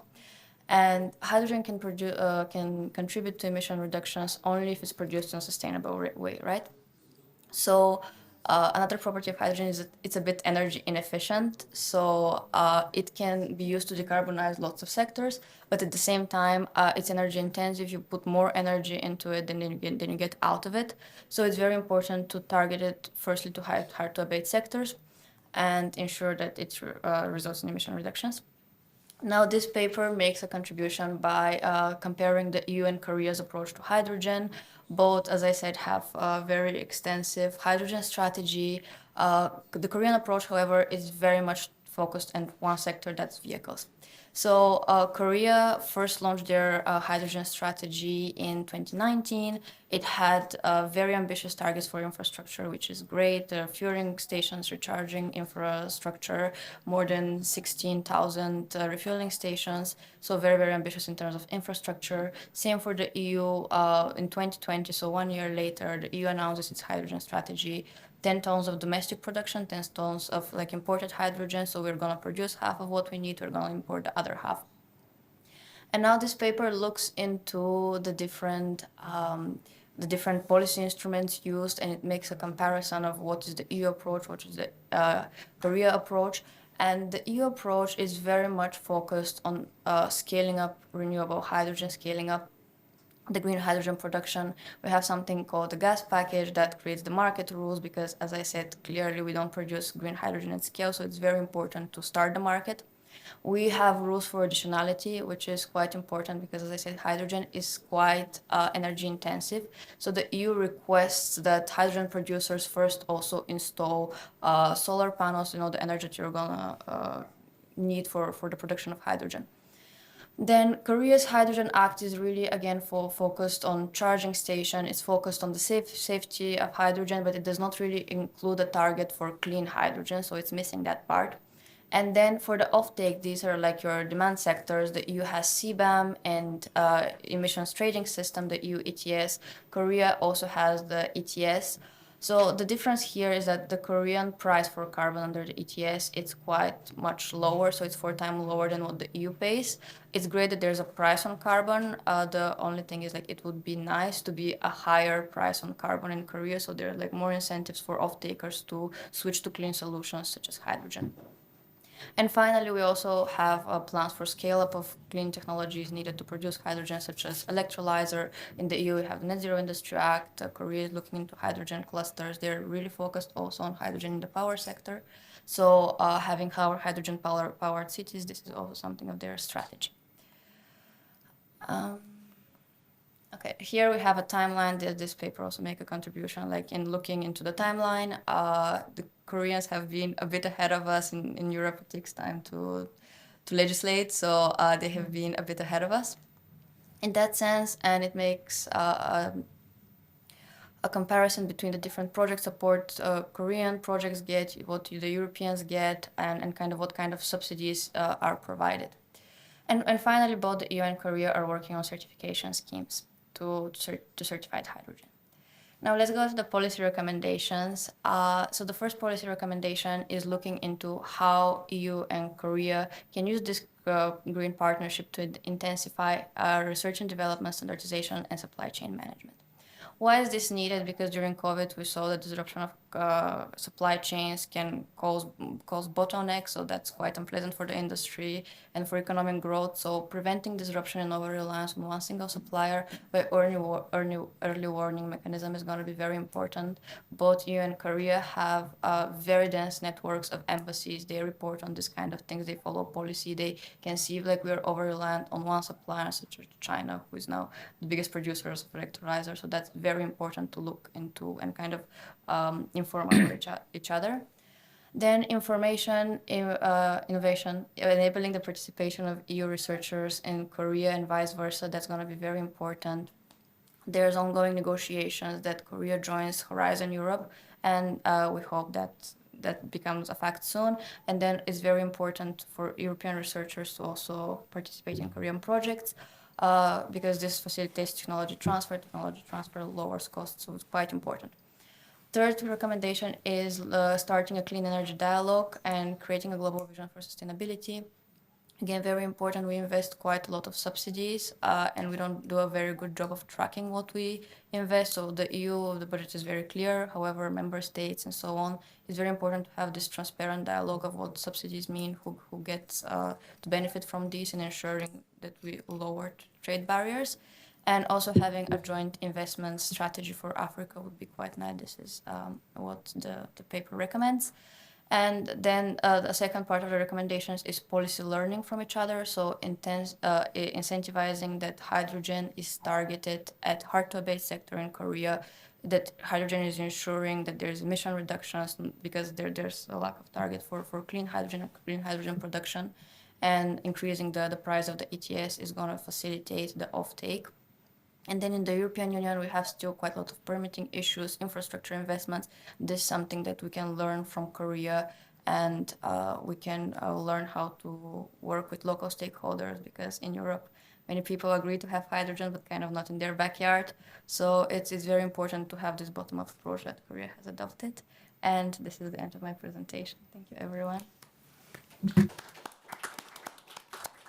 Thank you so much, Sonia. The aim of this was, of course, to explore cooperation opportunities on EU-Korea level, having Bulgaria and Korea in mind. And the benefit of the paper is that we do not do it unilaterally, meaning that we do not claim that one side's good practices should be automatically copy-pasted into another. We're talking really about things that both sides could do in order to strengthen their partnership and to improve their hydrogen frameworks. So thank you so much for this contribution.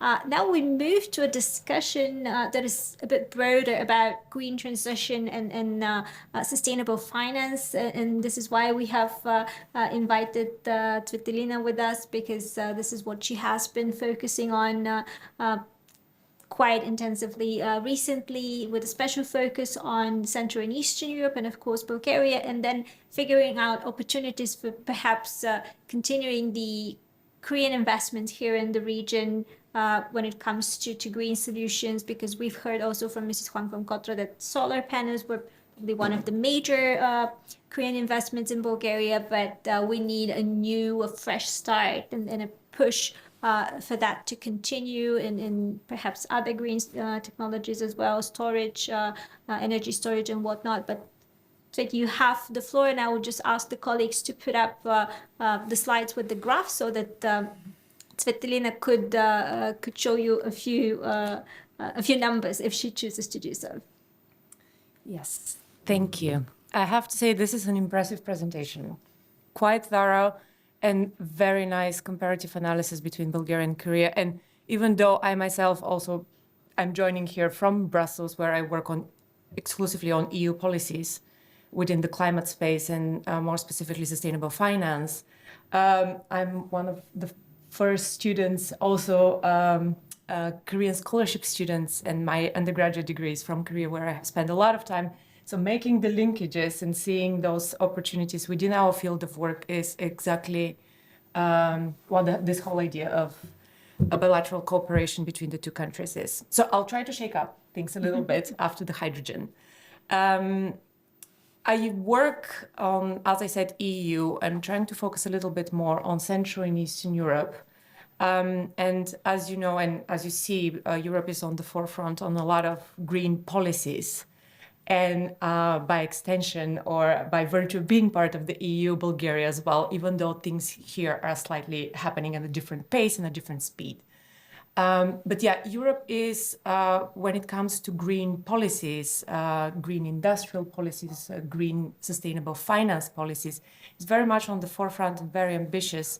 And very often there is the so-called Brussels effect that people outside of Europe do not being reminded of very often when European policies translate in other parts of the world, and the pace is picking up in other places as well. And you know also the CBAM discussions when it comes to trade relations. Korea, among other countries, is one that has been having discussions with the European Union around trade relations along the lines of green policies as well. And with that in mind, Bulgaria and the broader Central and Eastern European region is a very peculiar one because, as I said, we are slightly lagging behind on a lot of these things. At the same time, there is very high expectations of us to live up to all these standards and meet specific targets. Bulgaria and Romania, when we joined the European Union, we have always been a little bit the outer part of the European Union, but geopolitically very strategic. And you see now with the enlargement conversations, with a situation in Ukraine, with Western Balkans, this is a strategically important region that cannot fall, and all the risks here, including climate risks, including green transition risks, and the financial risks associated with it are quite high. And with this, I just want to flip through some graphs. I'll talk a lot probably, so feel free to stop me at any moment. One of the main problems is that there is no broader recognition of the benefits. And there is, in our region, very often the topic of green transition, of green policies is not very well adopted. And it is often associated with, if we do all these green policies, everything that the European Union at the EU level in Brussels is imposing on us, this means less competitiveness for our businesses, this means less opportunities. But there are already some numbers, and here I wanted to show you this, and to start with is that the data for Central and Eastern European region, this is specifically on manufacturing emissions, the emissions from manufacturing, that the emissions in the region have been dropping, not at the same speed as the rest of Europe, but at the same time, the GDP has been growing. So it is a decoupling of growth and green transition. So I wanted to start with this and to highlight some of the opportunities, and from here, some of the bilateral opportunities between the two countries as well.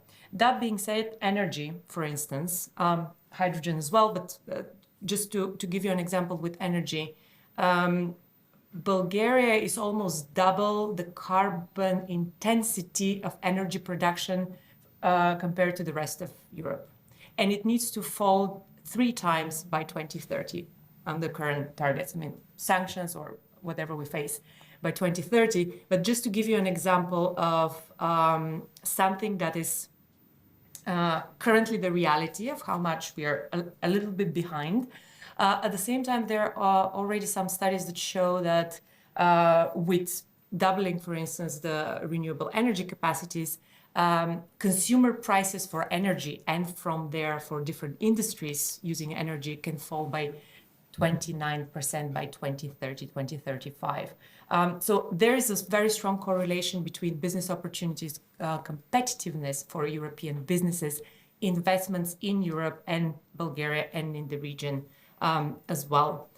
Here I have some of the emissions for specifically for manufacturing for the region. And you can see that Bulgaria is, I don't know if it's a good or a bad thing to say that it's a low start for us, but we do have a lot of opportunity to meet up these standards and to really innovate and to really and to really live up to the standards and really have this joint space in Europe where the whole region and Bulgaria is on the forefront of decarbonization as well. So as you can see here in some of the heavy industries, there's a lot to be desired, but compared to the rest of the region, potentially the numbers here, because the Bulgarian industry is not as developed as the rest of these countries, but again, a low start for investments and opportunities for investments in these industries. And Korean example is obviously for industrialization and economic growth through certain industries and specific areas of the economy. Carbon intensity, I mentioned. The potential, yes. Bulgaria is at the moment not ranked very highly for green I'm talking here about green competitiveness index of how Bulgarian companies and the Bulgarian economy can compete with the rest of the world and other companies. But the region altogether, for example, Poland and Czechia are ranked among some of the highest potential for investments and decarbonizations and growth of their industries. And this relates to the whole region. So again, I'm circling back around. There is a lot of opportunities, but at the moment, what is needed is a strong guidance and a little bit more guidance towards investments in that area. This is an example of Bulgaria is there at the bottom on the right of green projects on the ground. There are a lot of innovative and very interesting projects. I'm sure we will hear today a lot of these projects as well, but comparatively in the region as well, there is a lot to be desired of how to meet that gap as well. At the same time, to come back to my topic of money and financial flows, it might be a surprise for you to hear, but there is a lot of money currently to be invested in these areas and these projects.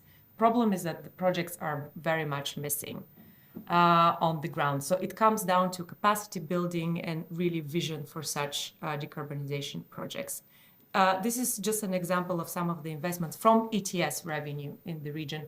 And just for reference, the Modernization Fund, one of the funds which countries in Central and Eastern Europe rely on the most, has not even been activated in Bulgaria. And we have, there are a lot of European funds, this is just from the ETS, but from the Just Transition Fund, from the Recovery and Resilience Fund, on the EU investment and fund cycle, there is a lot of money for our country, for our economy, for our businesses, for our industries, that is not even being tapped into. And for most part, there are just not enough projects that live up to the expectations and to the high standards of the EU.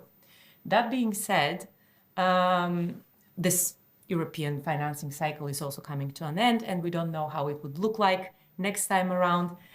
So it is also important to mention here that reliance on EU money, EU funding coming from somewhere else is also not necessarily the way forward.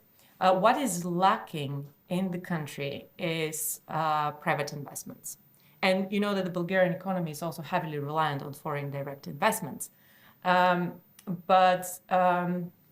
Bulgaria, the region generally, our capital markets are quite shallow. It is a bank-based, loan-based financing system. So any business looking for financing will circle back to going to the bank and taking a loan, usually. So there is a lot to be desired there, but here is also where I see a lot of the potential for cooperation with South Korea. As I said, the region obviously needs a lot of capacity, a lot of investments, and a lot of vision. And Korea on a lot of, I'm not going to mention here specific examples of areas for cooperation, but hydrogen, for instance.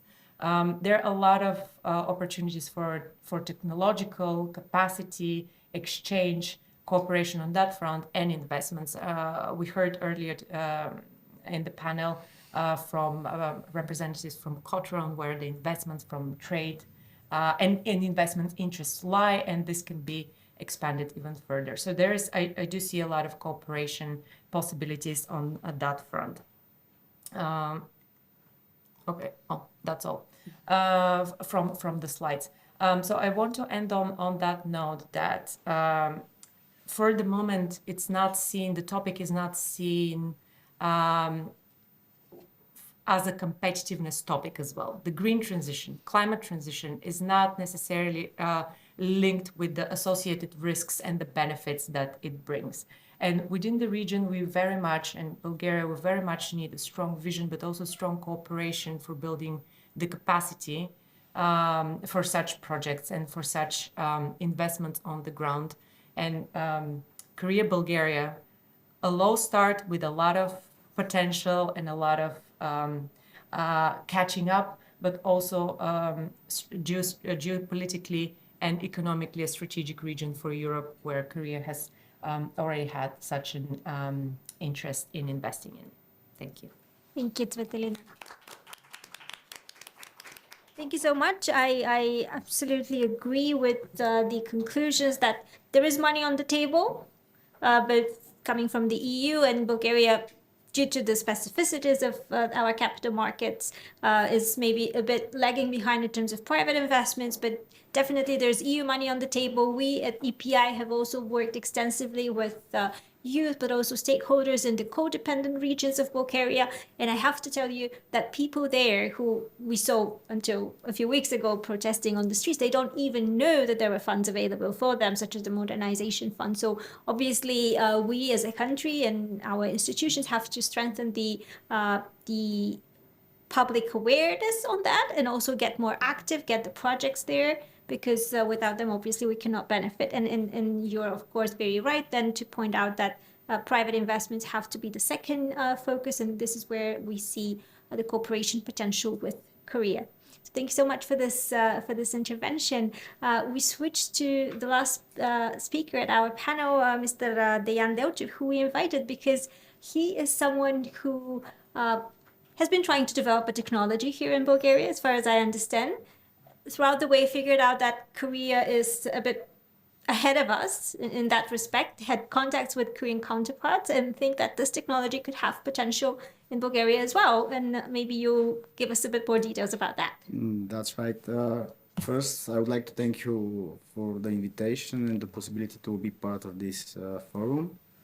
Also, the presentation of Citrina it was very interesting for me. That's new information for me and maybe also for my potential clients. I would like to talk about the technology that I'm dealing with. It's hydrogen, but not the common hydrogen that we know. We are producing and designing electrolyzers that are gaining the oxygen and the hydrogen together.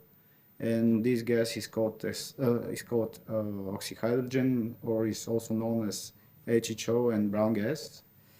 And South Korea interest in development in HHO technology started like 30 years ago. The Korean government supported companies in their efforts for development of HHO-based technologies. And at some point, I decided to go to Korea and to establish a relationship with companies there in order to bring the technologies faster to the market, which is the most important thing actually. And the HHO gas is also very tight linked to decarbonization and green transition, because it can substitute natural gas in many industries. For example, in Korea, the steel production factories and steel processing facilities, they do not use any more natural gas. Natural gas is 100% substituted by HHO, which is produced on demand at the facility. And since there is no fossil fuel, there is no carbon dioxide emissions. Also, economically, is much more effective to process steel with oxyhydrogen than with natural gas. And my company became a representative of a Korean company, and we are trying to implement these technologies here. We are negotiating with several steel producing and processing companies. Other field where oxyhydrogen can be applied is recycling, due to its possibilities to clean and to burn very efficient. Is a good it's a, let's say, better way to use it than the technology that we have right now. Very interesting technology that I saw in Korea is the vitrification of hazardous waste with oxyhydrogen. Nowadays, we dispose a lot of hazardous waste on field and waiting for some technology or for some other way to dispose them. And what I saw in Korea, it was amazing. They have a huge facility in Seoul where they just combine this waste with some kind of silicon, and with oxyhydrogen flame, the whole things became a black glass which is stable and is 100% not anymore hazardous. Certainly there are also other applications that are possible for oxyhydrogen, but it should be started somewhere, and I think that steel industry and recycling industry are the best parts. Thank you so much for this intervention. I think it's always a good idea to learn from each other to see what technologies are available in Korea and how we could implement them here in Bulgaria, and especially when it comes to industrial competitiveness and replacing natural gas, as you mentioned, which has geopolitical and economic security implications as well, not just related to climate change. So this is one example of a technological cooperation that we could explore further, and we do wish you all the success with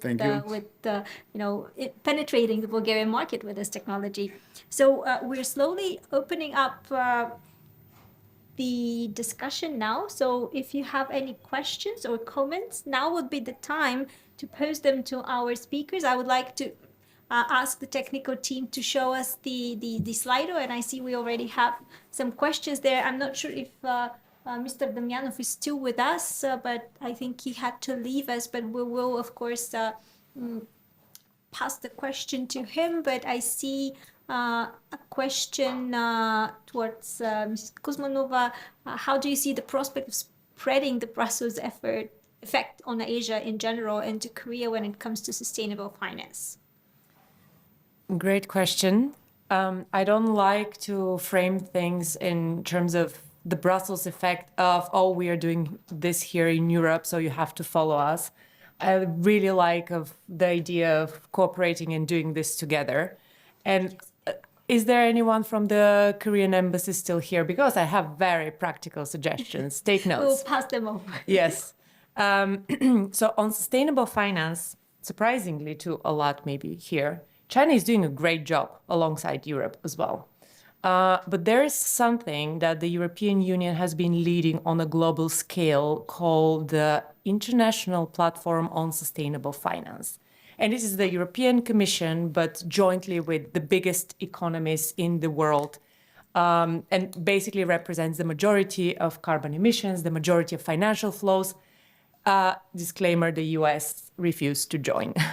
But Korea is among the few countries that is not part of this international platform. And it is not about, oh, let's drive the financial flows together, or let's make our policies the same. Let's make the rest follow Europe. It is really about cooperation, really about what is happening globally, because a lot of the standards on financial markets, financial regulation, green finance, sustainable finance. These are very national problems. No one really likes Brussels to dictate the rest of the world what their financial regulation of their capital markets should look like, should they decide to do business with Europe. That being said, I think it will be a great opportunity, not necessarily for Bulgaria-Korea bilateral relations, but should Korea be joining this international platform, which I say most countries are already there, I think this is a great way to just do things jointly, learn from one another, and make sure that policies more or less are aligned within different jurisdictions. And again, here I have to say that China has been doing a relatively good job within the space of sustainable finance, very ambitious. I mean, obviously, it is always a bit of a looking at different regions, how much is the public versus the private investment in certain things. But we're obviously now in the process of the so-called subsidy race of the Inflation Reduction Act in the US, pouring a lot of money in strategic industries. Europe has just voted a very poor pot of money, I have to say, comparatively with the Net Zero Industry Act. But there are a lot of financial flows in the making, both public and private, and having this cooperation internationally, globally, or even bilaterally, is a great opportunity to make sure that the rules are aligned and everyone's happy. Okay, thank you. Another question that I saw on Slido, but of course the audience here have the benefit of using the microphone. So if you want to just raise your hand and my colleague will bring the microphone to you. But a question I assume for Sonia is if you consider hydrogen the next big thing, what are your practical recommendations to make EU and Korea the ultimate front runners? Not an easy one, but I think you tackled a little bit in the presentation. Is it the next big thing? I think it's one of the many big things that are going to drive the decarbonization of the industry. I think both EU and Korea need to design a business case for their industries, because there was an article in Financial Times a few weeks ago that said we talk about hydrogen, but then only 5% of the projects have final investment decisions, and that's very, very little. And in the paper, I also mentioned the US business case, which features tax credits for the hydrogen industry. These are self-activating policy instruments, so if you produce hydrogen, you know you're going to get some return for your investments. So finding the right policy instruments, I think, is going to be very important both for EU and Korea. Now the EU has the hydrogen bank that's going to function on the first auction. It's going to be a lump sum, but it's good for them to consider contracts for difference or whatever instrument that is really de-risking projects and unlocks those private investments. Same for Korea. They have been subsidizing a lot, but it's very important for them to get their money's worth and actually decrease the price of the transition rather than doing the opposite. So that's my recommendation. Thank you. If we could go back to the Slido, because I think we have another question there. Could CBAM provide incentives for the take-up of hydrogen technologies outside of the EU? This is the moment to mention that in previous editions of our Next Generation Career Fellows Incubator, we have a paper specifically on CBAM and EU-Korea cooperation with regard to CBAM, but here the focus is hydrogen. So who would like to tackle that one? Sonia, once again, you or maybe Tsveti? To explain to those of you who are not experts on climate policy, CBAM is aimed to, in a way, stimulate transition to less energy intensive production and trade in less energy intensive and goods with high carbon footprint by essentially levying a tax on their entry to the European market. And the CBAM is a mechanism that has been highly and passionately debated, both within the EU, but also with regard to our partners, who some of them are not very happy to see such a mechanism being introduced. So we do have a paper on specifically EU-Korea dialogue with regard to CBAM. We've also published a paper on the impact that CBAM would have on the competitiveness of countries in the Western Balkans and Bulgaria, because Bulgaria is actually one of the countries who is most dependent in Europe when it comes to import of goods that fall within the CBAM categories. These carbon intensive products are very much needed in our, once again, energy intensive industries. So for Bulgaria, it is important to gain awareness and to understand better how CBAM functions. And of course, it is designed also to stimulate the transition to greener technologies, not only in Europe, but within the world, and to kind of level the playing field. But in hydrogen, I don't think it's a direct stimulus. It's more of a general stimulus, I believe, for decarbonization. Hydrogen is in the part of the CBAM scope now. That happened not in the Commission proposal, but then in the negotiations. It came from Parliament and from the Council. They agreed it's now part. I think that's the idea, right? I mean, you tax at the border and you incentivize, your trading partners to adopt similar to your standards. I think the overall achievement of the CBAM might be that it stimulates other jurisdictions to adopt carbon price. And then it's going to be up to the EU to also really invest in projects outside of the EU because we're going to have to import half of our demand, right?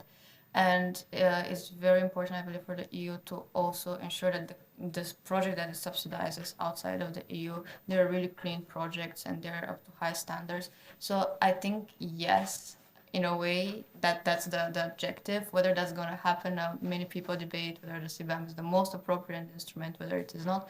But in any case, given that CBAM is that hydrogen is part of the CBAM focus, now also the hydrogen industry in Europe is also not going to get free allocation under the ETS because that's how it works. Like if your industry is covered by CBAM, then you don't get the free allocation under the ETS.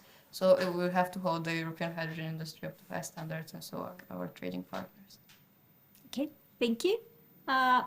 Any questions from the audience here at the venue?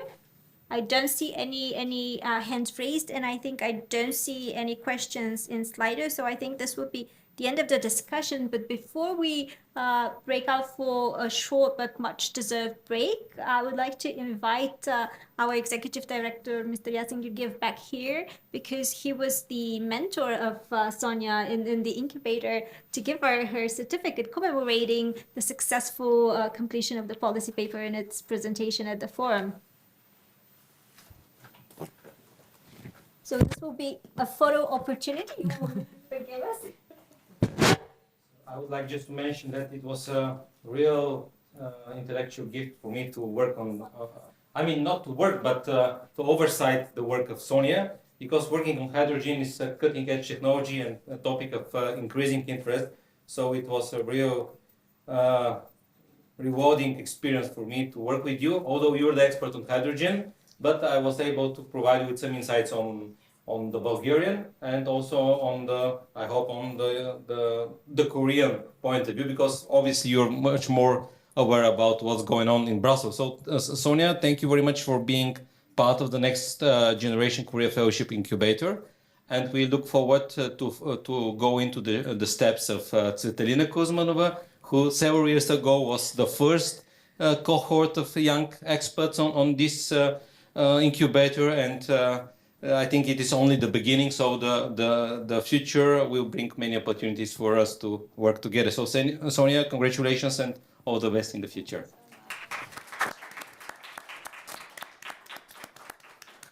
It's a great pleasure to be with you today. My name is Milena Andreeva, and I have the pleasure to lead this panel with you today. We have very interesting panelists. We are going to tackle interesting topics.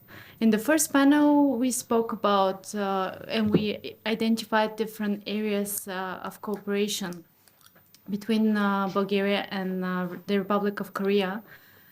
And in the second panel, we are going to talk about a different aspect, how we can broaden this cooperation. Because if we want to achieve sustainable development, we need to be sure that we go with the same pace.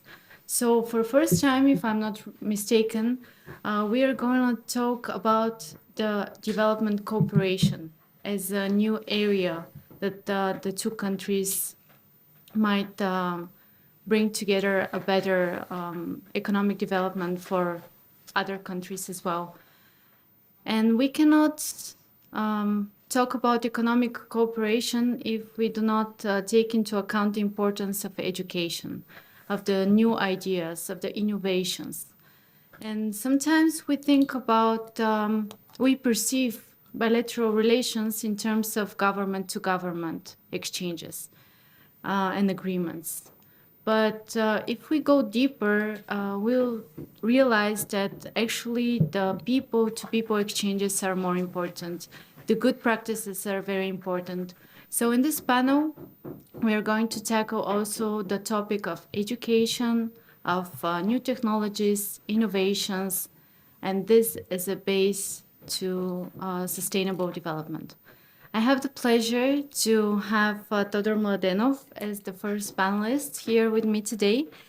He's an executive officer of Sofia Tech Park, and he's really the person who seeks innovation and supports a lot of young people in the process of developing their new ideas. So please, Mr. Mladenov, you have the floor. Please share with us some great ideas that you have. Thank you very much for this invitation. I'm really honored to attend this forum today. Never mind, it was a kind of short notice. I was not quite well prepared to attend, but I did my best to come and participate here. And now I'm really flattered because I attended a really interesting panels here in today, this morning, and probably we'll do our best to continue with this quality of discussions. So I'll be very honest and say right in the beginning that this bilateral cooperation with a country like the Republic of Korea is really essential and very effective, and I will tell why, for the development of Bulgaria I would say in many different aspects of life. Not only you started with education, capacity building, innovation, and all these trends that are important nowadays. But really, I mean, what Korea has achieved in the last, let's say, 30, 40 years is really impressive. And they're a kind of society that is that should be respected because of their willing to give back to what they have achieved through very sustainable, continuous support that they have received through the years. And those were years that were very hard and difficult for them as a society. But now they're giving back. Me personally, you said, you pointed out that I'm the current executive director of Sofia Tech Park. I would say that our institution, our organization has benefited a lot in all our years of functioning, let's say. But let me just say a few words for those that probably might have not heard about Sofia Tech Park, just a couple of sentences. Sofia Tech Park is actually the first science and technology park in Bulgaria. So we have designed and followed, I believe, I'm trying to be certain of that, one of the best examples of this type of institutions. So back in the days when we actually, our team then strive to develop the model, the design, the functionalities of our future institution, the government of Korea and actually Korean institutions were there for us, and they were very helpful in order to develop our model. That is actually, I mean, you know, that has to be very specific for Bulgaria, because nothing cannot be just copied and pasted. I mean, this is not working well. So back in the days, we had this chance and actually honor to drink water from one of the purest, purest springs of knowledge and know-how about what we were about to do then. So that allowed us actually to build really a very interesting and hopefully very effective model of management and platform to be built in the future. So Sofia Tech Park is fully operational institutions, and we never mind, we are a physical place where, I mean, businesses can come, they can work there, R&D is also well positioned. So we have a wonderful top-notch infrastructure for research and development. We are providing quite a big, let's say, portfolio of services for the future, for the future, let's say, innovators in Bulgaria, but not only. We are quite ambitious, and step by step we are putting our, let's say, our operations and our goals and our ambitions to be one of the leading institutions in the region, let's say in the Eastern Europe. So we provide services for starting companies, for scale-up companies. Even we are hosting on our premises in our area some leading multinational companies like, for example, Robert Bosch. Their engineering center, by the way, is one of the most innovative and leading engineering units in the corporation of Robert Bosch. So in Sofia Tech Park, actually they're developing some of the recent technologies that are related to autonomous driving, to electrical mobility, and some of the based on artificial intelligence and most interesting technologies.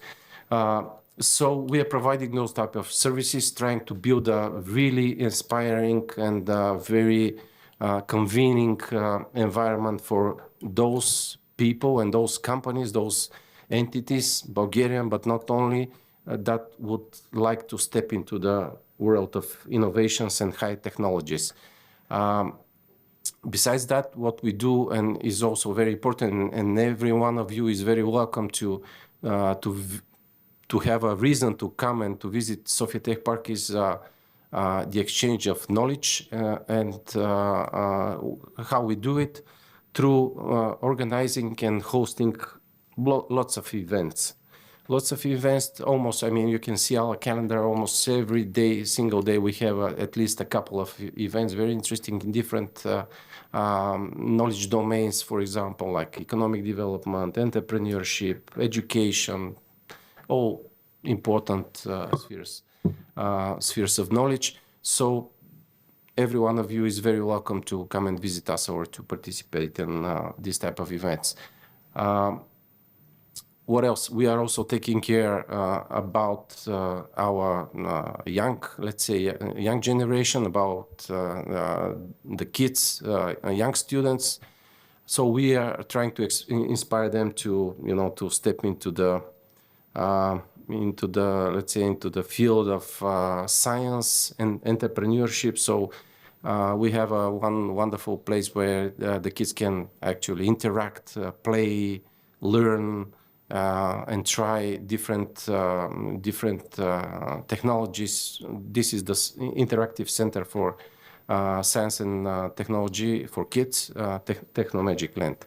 So, but all this, I mean, I will stop here. So all this is thanks to, I would say, and I really mean it, during the years, if we had the help and actually being lucky to participate in numerous projects and initiatives that were supported by the Korean government or by Korean institutions. So for a minute or two, I will try to mention them because they are interesting, because they're fortunately still open, and many of you, as a part of different organizations, probably as individuals, might take advantage of participating in those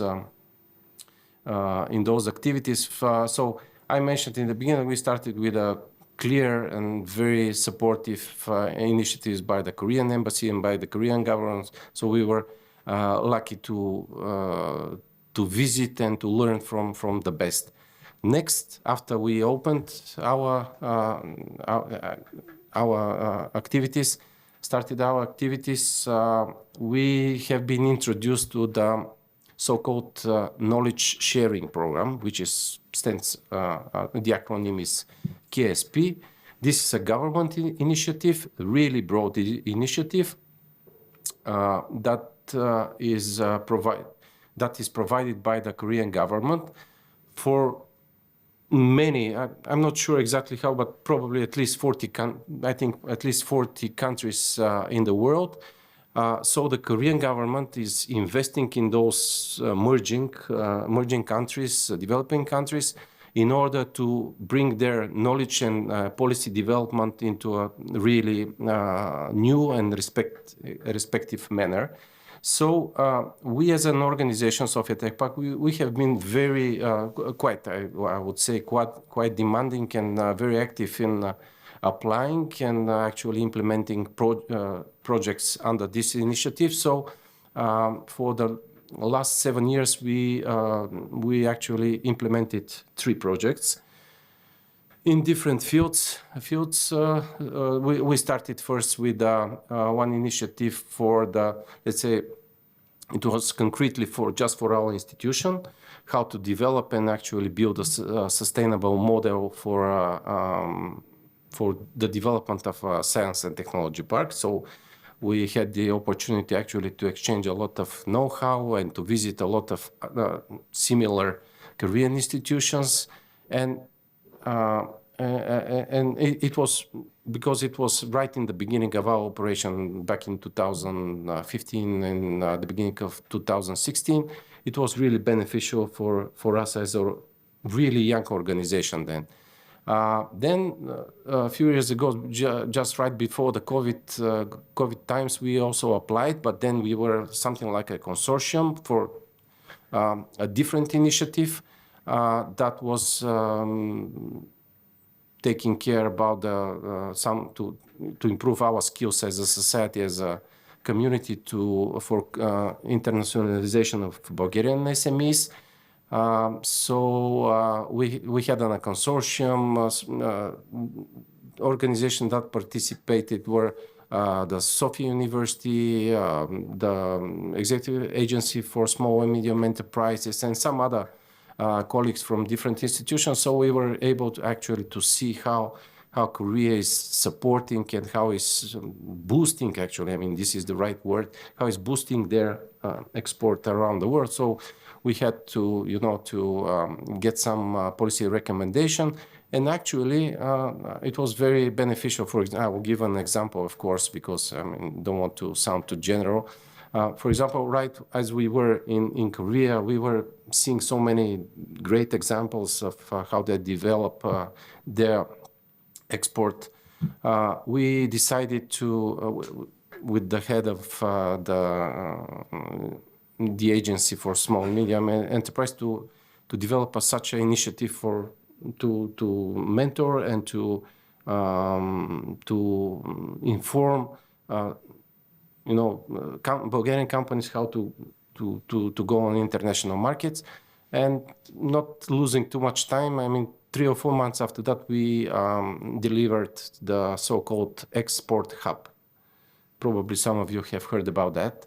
So this is it had after that it had two editions. So we hosted up to 12 or 15 companies that had those mentorships sessions with really great professionals, and I'm sure they improved their skills in that. So this was one of examples that actually transferred or upscaled our skills due to participating in such a program. And right now we are also experiencing or implementing a new project under KSP that is targeting to improve the digitalization in the construction center in Bulgaria. So we are very active working with Korean institutions.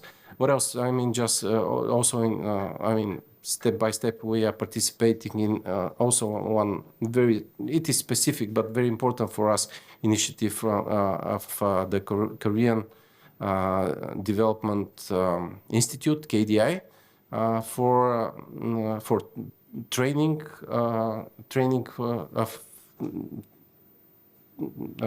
professionals in science and technology parks.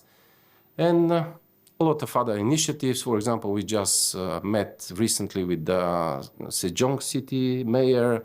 We had a very interesting conversation. So we entered into some kind of twinning initiative with the capital of Korea. So I really expect new developments and very nice initiatives to come from there. And in conclusion, I would like to put some ideas or some suggestions here on this stage, that we as an institution can be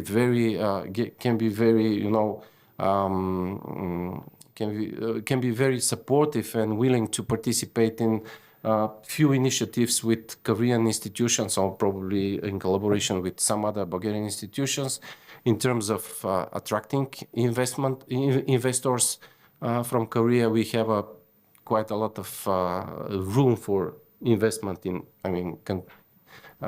concrete in Sofia Tech Park.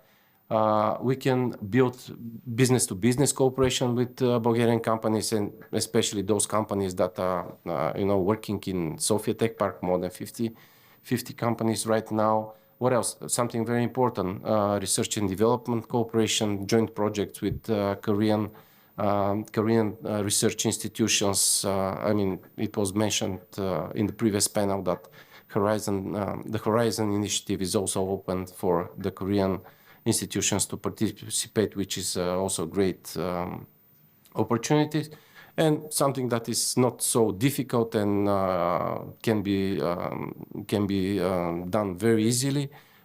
Different expositions of Korean or Bulgarian products, industries, and events, of course. Thank you very much, Mr. Mladenov. It was indeed very intriguing to hear about all those opportunities. And thank you very much for creating this environment for different companies and experts in the field of science and technology to actually implement, and as you said, to build capacity in different kind of fields. So please keep on doing that. Thank you for supporting everybody in this endeavor. I would like to, if you allow me, to quote you from one online interview. And you said that in whatever field we work, if we stay in one place and do not seek implementation of new ideas, we destroy ourselves. So with this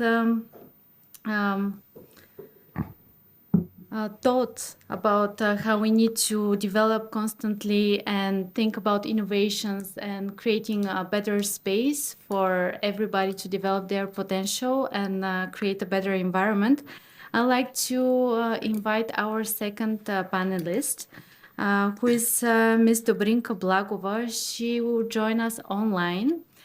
And she's a very intriguing person in this way that she's not only a director of the Department for Digitalization, Innovation and Economic Development of Sofia Municipality, but she's really the driver to make our capital a smart city, a city full of innovations, full of digitalization. And in this way, the cooperation with Korea is very important because, as you know, Korea has already developed a few smart cities. And we hope that our capital will become one of the main smart cities worldwide. So with this, please welcome. You have the floor. Please. Thank you, Milena. Do you hear me? Yes, please. Thank you. And once again, I want to thank you for the invitation and the opportunity to share our cooperation with South Korea within the project, so-called International Urban and Regional Cooperation. We call the IRC program. Some facts, I will start with some facts about this program. In August 2021, Sofia was accepted as a participant in the International Urban and Regional Cooperation Program, which is financed by European Commission and is the largest international network, which includes 165 European cities, cities from North and South America, Caribbean, also Asia and South Asia. Our application was set as one of the best applications under the 2021 program. And at the moment, Bulgaria, capital of Bulgaria, Sofia, is the only city that has been given the opportunity to partner with cities from two countries, from South Korea, this is city of Sejong, and China. The program focuses on areas that are key interest and important for Sofia municipality development, in line with our vision, mission, and strategic documents such as ecological transition, Green Deal, focus on circular economy, waste management, urban and regional renewal, and urban poverty, which includes mobility, transport, and of course, innovative and sustainable and carbon neutral ecosystem. Also other strategic sectors with focus on education, jobs and skills, cluster and innovation center. As a part of this program, we started a partnership with Sejong, city of Sejong from South Korea. This part of the world is well known for its high-tech sector and innovation potential, and we are truly privileged to have partners. Sofia municipality and Sejong city, special self-governing city, have agreed to build relationship and promote concrete cooperation of sustainable urban development and innovation under the project. So two cities are among the leading pairs of the project, and last year we have a meeting in Brussels where we have the opportunity to jointly present our progress of some of the topics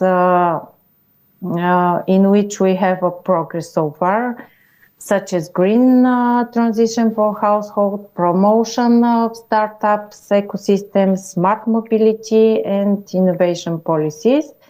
Last year in November, we had the opportunity to welcome a delegation from the city of Sejong, City Hall in Sofia. During their stay, was signed a memorandum of cooperation between Sofia and Sejong, which will bring many benefits to the people of two cities. And the delegation visit Center of Urban Mobility. They have a presentation for the InnoAir project, followed by the meeting with Sofia Tech Park, Sofia Investment Agency, Bulgarian Startup Association, also Pararobotics Association, and they also visit the first smart kindergarten that we implement in Sofia. So we have a lot of meetings last year between Sejong and Sofia, which were focused also on public bike service, mobility as a service, and were attended by representatives of the private sector from Korea. Other topics which we discussed are big data and privacy.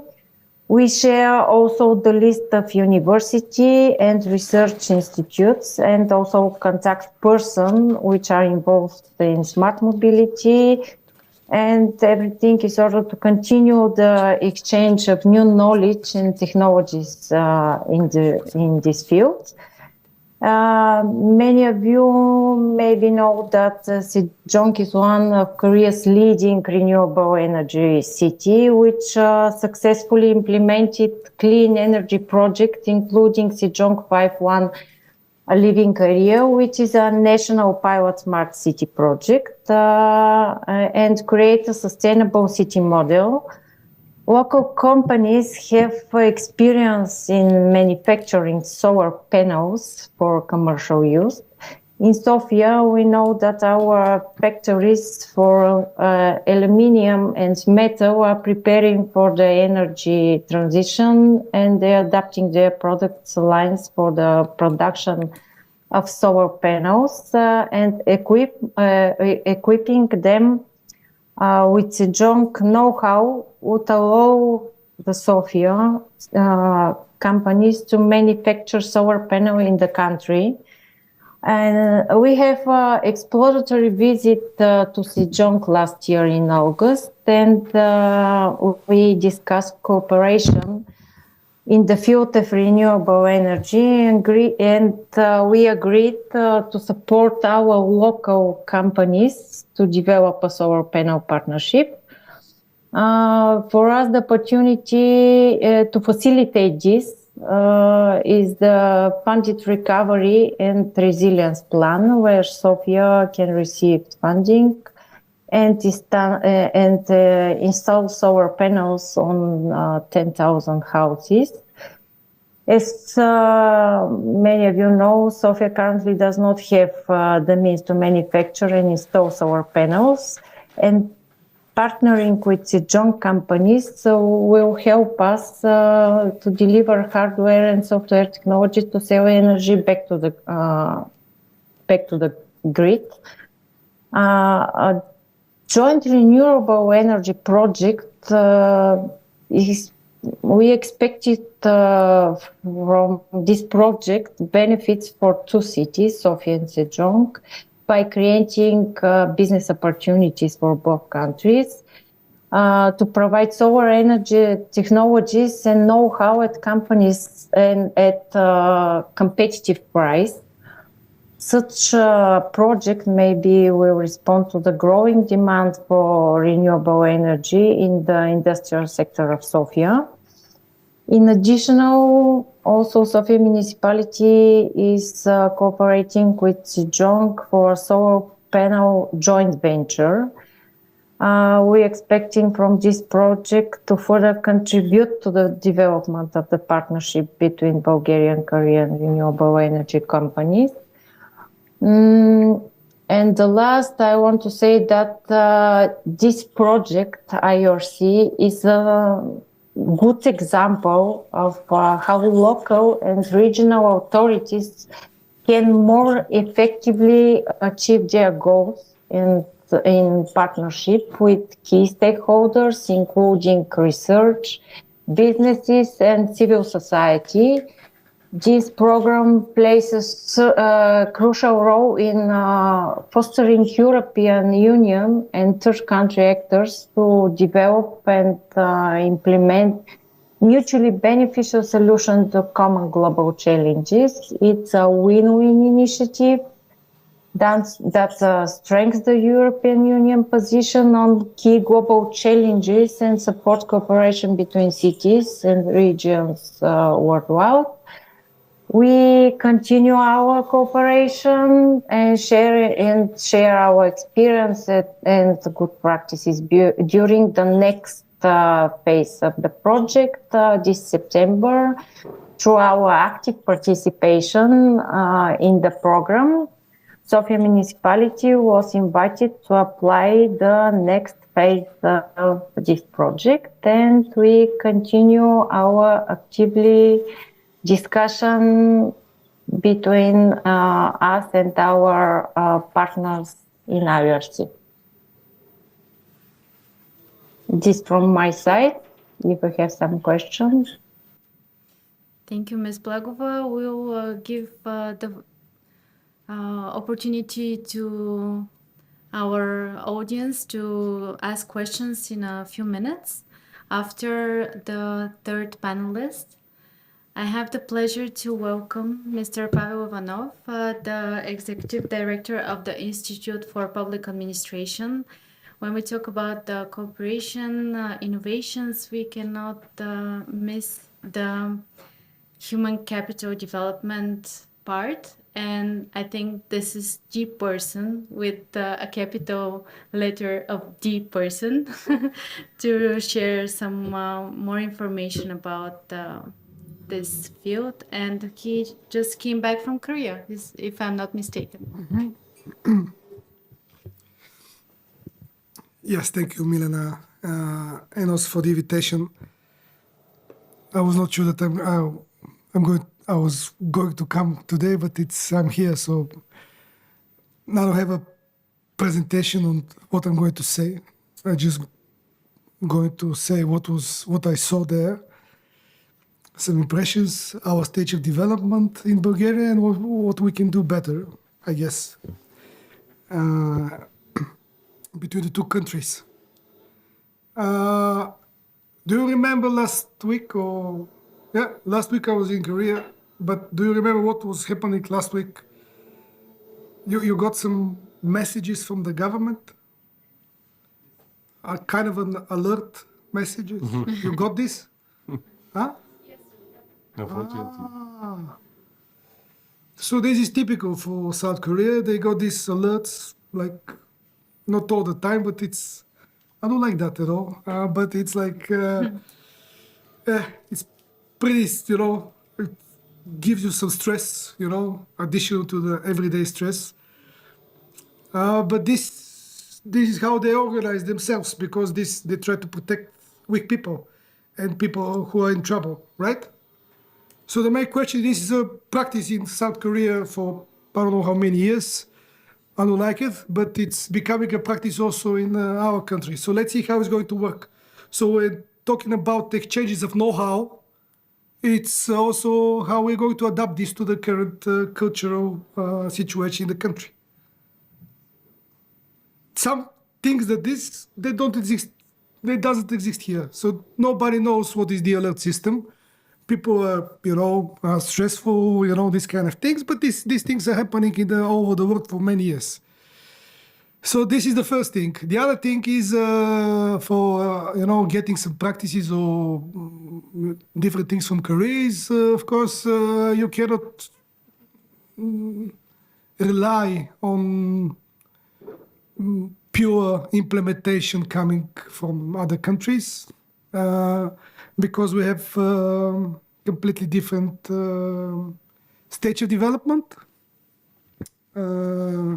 Unfortunately, we've lost 34 years of trying to find ourselves in what kind of area we should do better and these kind of things. So in that 34 years, we lost 50 years of development in Bulgaria because we were too slow deciding some things.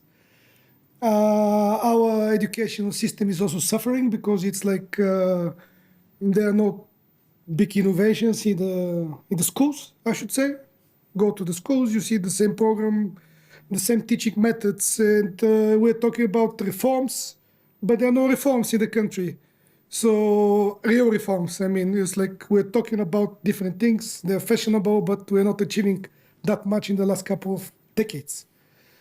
And then you should be really innovative to try to push the direction of development in even education, no, but also in business, because why Korea is number one for exporting flowers in the region?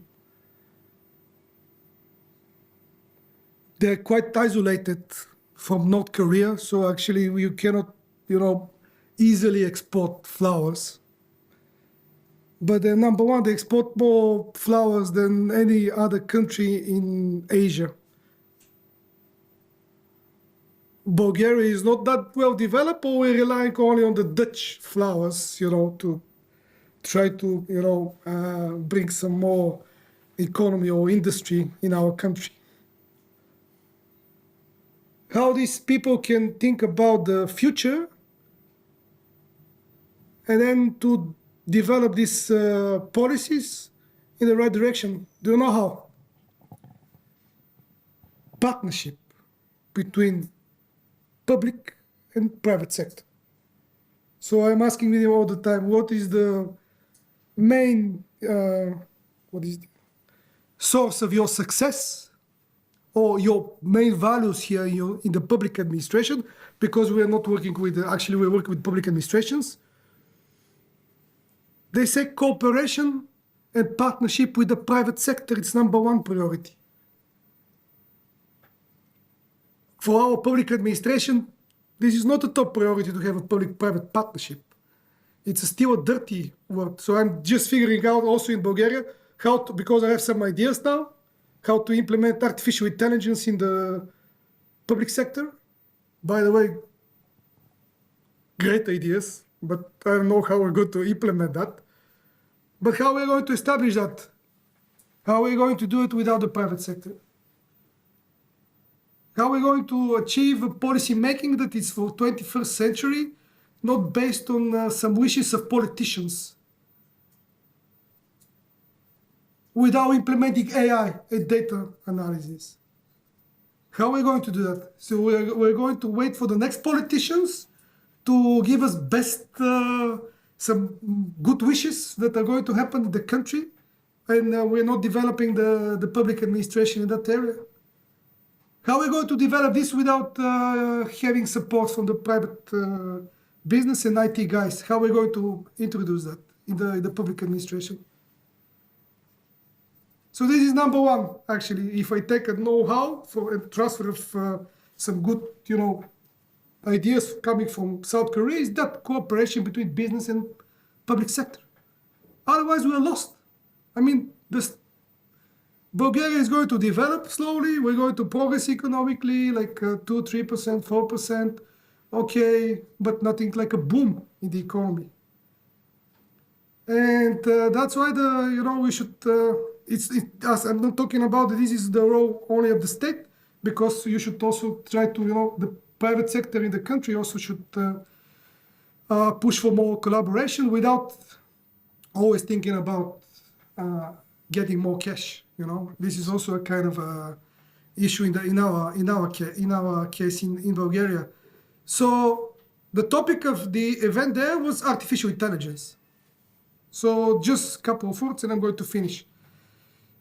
So we're expecting artificial intelligence to rule the world.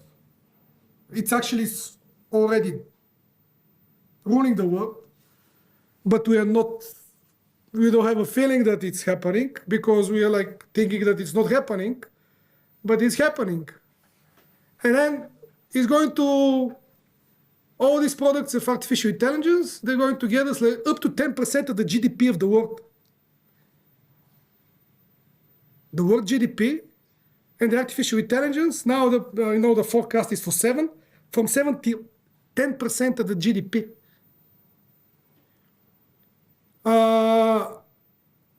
For the public, imagine now the public sector. So we have civil servants, people who are like giving some services.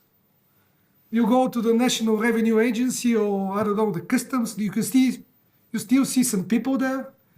You want to order some training of the institute, you have to call somebody to send an email. You have to organize a training also, education. You call some lecturers, they provide the training. Ask artificial intelligence, for example, what will be the topic for basic knowledge of artificial intelligence provided for one day. A whole list of topics, a whole program of topics, some cases, verified cases, and also a test.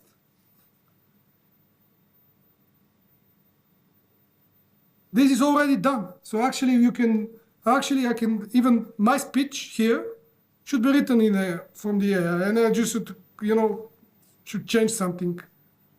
This is happening. So can you imagine now, transferring of knowledge, of course we are developing some ideas now.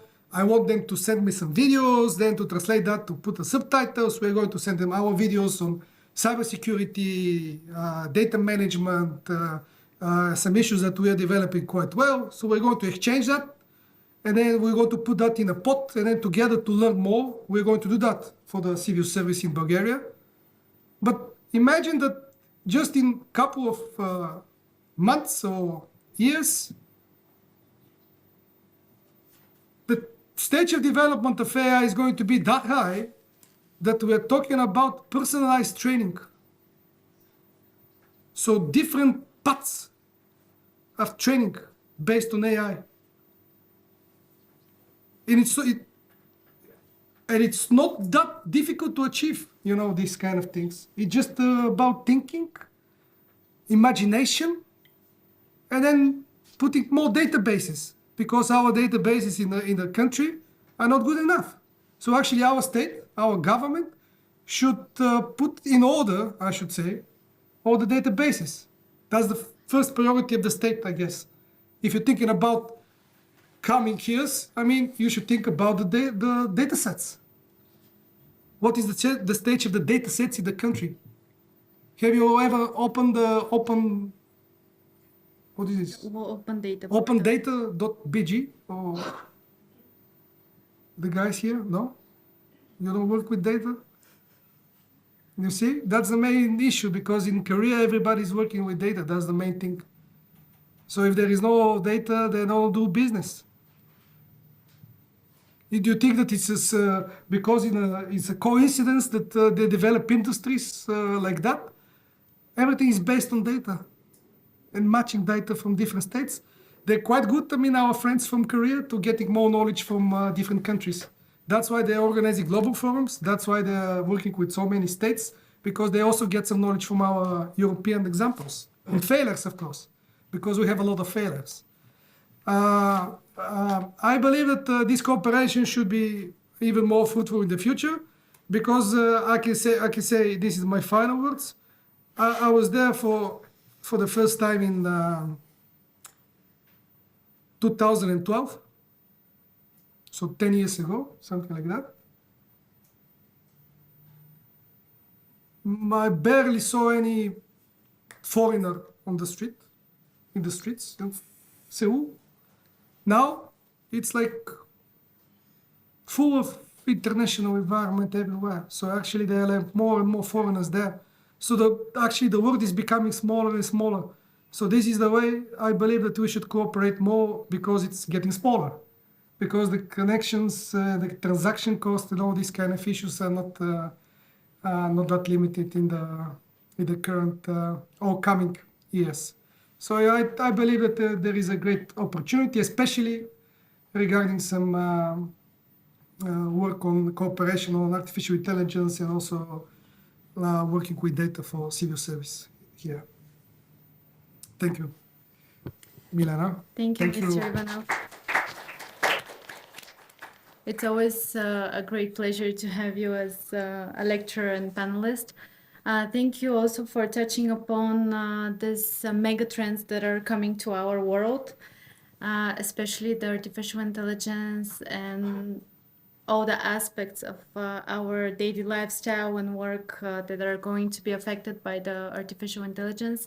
Indeed, the public-private partnership in Korea is a leading trend as well. Since many years, a lot of public policies are actually developed based on this cooperation. And as you mentioned, very importantly, data, big data, and it's not only the quantity, but the quality of the data that is generated. So thank you very much for those great insights. I believe that the audience has learned a lot and has a lot of food for thought.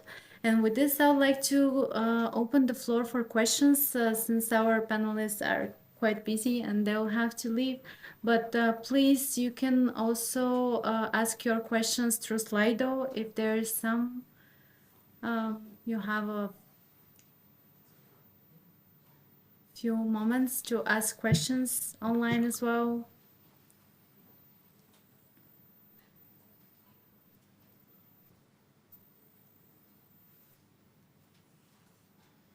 Okay. Just look at your agendas for the right code. It will appear on the screen in a second.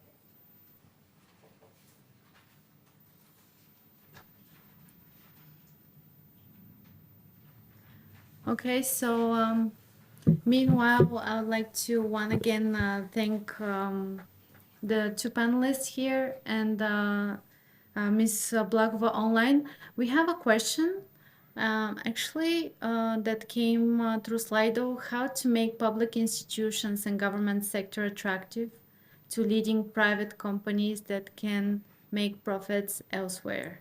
Any recommendations from Korea? Actually, I'm not sure that we are exactly the experts here in the panel, but if you'd like to take this question.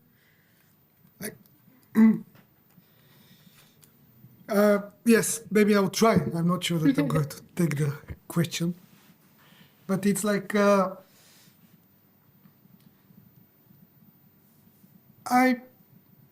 mean, the culture is completely different. I mean, it's developing, of course, but it's, I believe that the leading companies in the tech industry in Korea, they're like social responsibility is one of the main pillars of their work nowadays. So it's, I mean, government is usually attractive because imagine that you develop startups. So basically the government could also work on in that direction. For example, to establish kind of a labs, I guess, because this is the practice in the UK, also in Korea. They establish different kind of temporary projects together with the government. The government puts some money onto the table, and then the private sector also puts some money on the table for specific projects. You can imagine that using AI, for example, in the public sector could be also interesting part of the private companies in the country. Why? Because why could be also successful? Because imagine that we have a state cloud. It's called all the internet services, and then the Ministry of E-Governance, they have a huge cloud, I should say. This is like our cloud, the Bulgarian cloud. So if you use the resources in that cloud, I guess that, of course, you should have a simulations to see whether it's, how you can compare that with Google, for example, as a speed. But then I'm not sure that, for example, the private sector can use that if it's the government. If the government doesn't have that power as computers that we have at the moment. So it could be different kind of triggers for the private sector, of course, to join different initiatives. But I'm mostly thinking about not big companies at the moment, but I'm thinking about kind of maybe small initiatives or startups, kind of based on public-private partnership.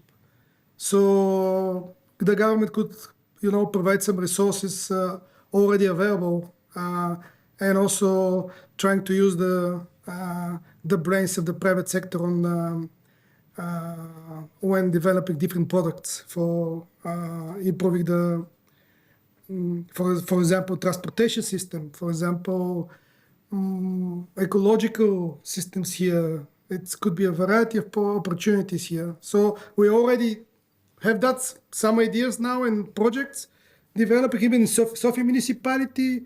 I'm not sure but in Sofia municipality, for example, you go to waste.sofia.bg, I'm not sure, but you can find where to put your waste without any problems. So people are not, they have a problem with the garbage here, so not recycling. They have a different kind of waste, but there is a map of Sofia, then you can see where to put your waste. Depends on the amount of waste you have. So that can be also improved together with the private companies, because they have some interest in also getting this waste maybe from time to time. So there are a variety of opportunities, but the most important thing here is to rely on data, on the quality of the data. That's the main issue. Because if there is no proof of data quality, the private sector will not be, willing to participate in any initiatives. Thank you very much for the questions and also the provided answer. We have one more question that is related to the regulation of artificial intelligence for the needs of public institutions.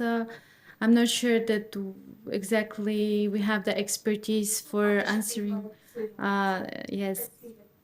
And furthermore, we'll publish different kind of papers on this topic as well. For sure, they're thinking the same because I know that they don't have any specific regulation in the moment.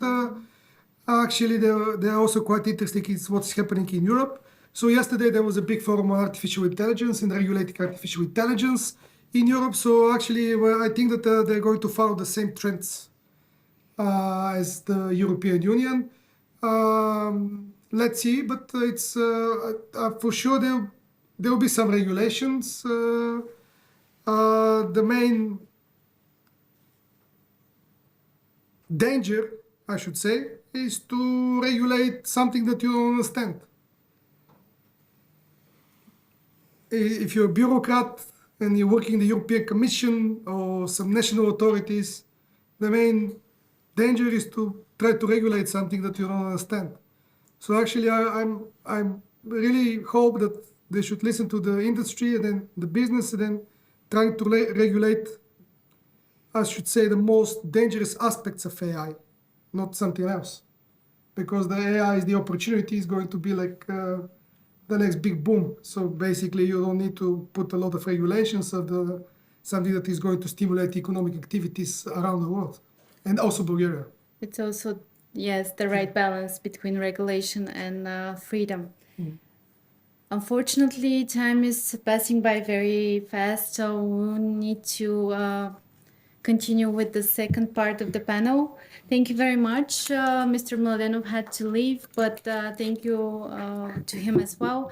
Thank you very much for everybody that are online. We'll have a very short technical break just for a minute so that I could invite the next panelists. Thank you.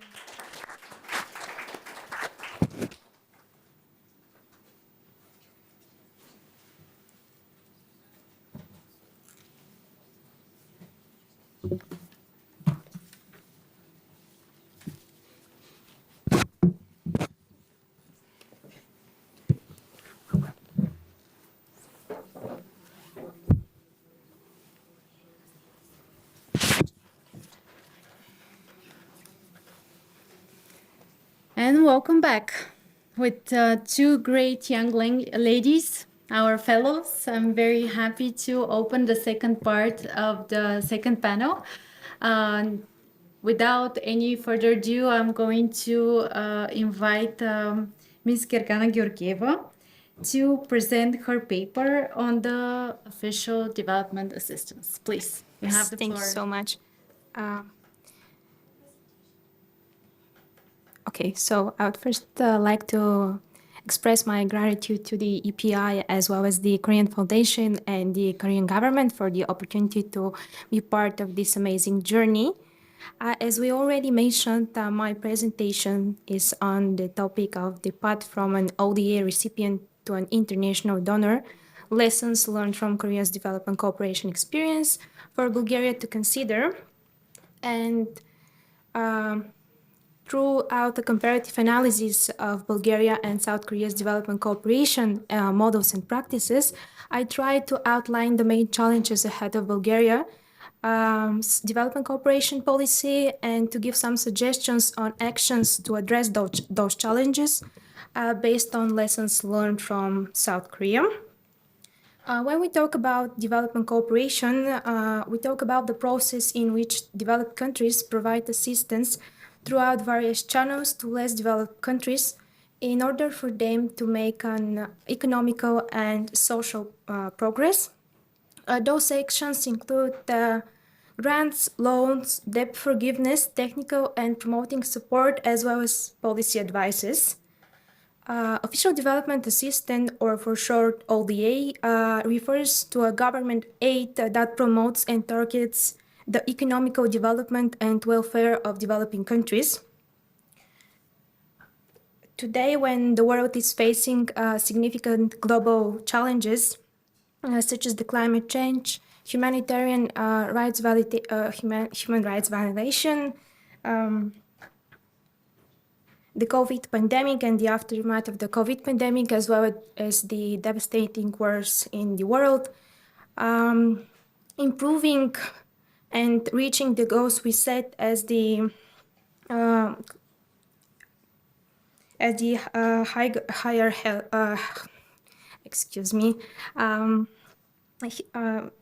access to healthcare, higher education, protection of biodiversity, and combating climate changes are essential goals both for the population from those developing countries as well as the international scene. And this is where the official development assistance comes into play. When we talk about Bulgaria, we have to have in mind that Bulgaria's development cooperation goes hand in hand with its humanitarian aid, and together they are part of the foreign policy of our country. Now that we are witnessing the unstable situation in the world with the wars and at the same time severe natural disasters, humanitarian aid is of great importance. As a member state of the European Union, Bulgaria has commitments to the common policy of the common foreign policy of the Union, including the development policy, whose importance for security is growing more and more in the recent years. Throughout development cooperation, Bulgaria contributes to more balanced and a fair global development, assuming its shares of responsibility in efforts to eradicate the poverty and achieve sustainable development. At the same time, establishing Bulgaria as a donor country lays the foundation for implementation of important foreign policy tasks, such as the membership in the Organization for Economic Cooperation and Development. So throughout my analysis, I outlined some challenges that are facing Bulgaria. And the first challenge that faces Bulgaria is the absence of a development policy act. Changes in governance could influence how this policy is implemented and viewed. Adopting an act will guarantee continuity of this policy, even though there is an unstable policy situation in the country. Improving regulations and regulations on funding and access for stakeholders could be done also through legal acts in order for them to become a more active part into development cooperation policy in Bulgaria. Establishing an agency or institution responsible for the policy to carry out the policy is another issue that faces the authorities in Bulgaria. Optimizing the coordination and communication in the units responsible for the policy in the Ministry of Foreign Affairs of Bulgaria is the first step of more efficient communication between those units, and of course a step to adopting a law responsible for development cooperation policy, as well as establishing an institution or agency to carry out the policy. South Korea is very well integrated when it comes to ODA system. Their ODA system complies with the three-tier structure responsible for the implementation, supervising, as well as making of the ODA policies. So the good coordination and cooperation between those agencies responsible for the policy gives an excellent and fruitful outcome of the ODA projects. Another issue that I personally faced throughout my research process is actually the informational deficiency regarding ODA. Publishing information on this topic in Bulgaria is limited, and even if there's information, this information stays into the scope of the ministry implementing a certain ODA project. This is an obstacle because it limits the opportunity of the general public to learn about Korea's actions under this policy. And when we talk about Korea, things are certainly different because Korea is very transparent with its development cooperation policy. The Korean International Cooperation Agency, KOICA, is continually stepping up its level of information disclosure to the International Aid Transparency Initiative. Furthermore, KOICA launched an open data portal which enables the publication of more accurate and timely data for the public to see. KOICA's website provides user-friendly service to the users to easily obtain various types of data regarding the ODA actions related to Korea in which Korea is involved. The establishment of an informational portal similar to the one KOICA has will popularize this policy in the society and will be an accessible resource of data related to ODA activities happening in Bulgaria. As when we talk about establishing an institution which will be responsible for the policy as well as adopting some kind of policy act, we cannot mention the human resource deficiency, which will become even more noticeable after this. One way to overcome this human resource deficiency is by establishing an academical programs on development cooperation.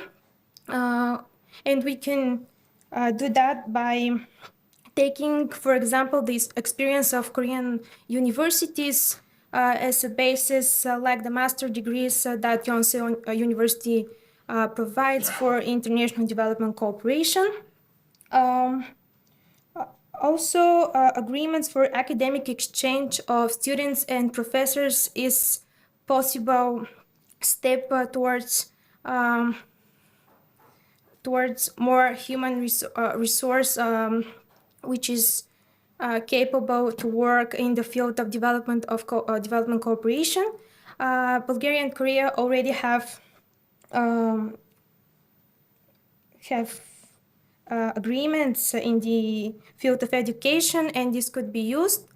The Bulgarian Diplomatic Institute is an institute which carries out various of trainerships and various of internships, and providing a short-term short-term course by the institute for diplomats and government bodies will be another useful step to expand the knowledge base. Korea has a program called Knowledge Sharing Program, under which government institutions can apply for projects in which Korean experts, together with researchers from the country that is part of the project, together they analyze a given policy and propose reforms based on Korean experience and good practices. The Ministry of Foreign Affairs could apply for such a project for technical assistance under the program. And the last challenge that I outlined, but at the same time it's impossible not to mention, is the role of the civil society organizations and the private sector as stakeholders into the development cooperation policy. Civil society's organizations have grown in size and importance in the recent years. They perform a variety of functions such as informational and technical expertise for governments and international organizations, as well as advocating for certain policies and providing humanitarian relief and development assistance, including those organizations into the international development cooperation policy in Bulgaria, is necessary and important. Why is it important? Those organizations have active communication with other similar organizations and societies into recipient countries. They also have experience and know-how as ODA recipients in the past and could be used as a useful resource.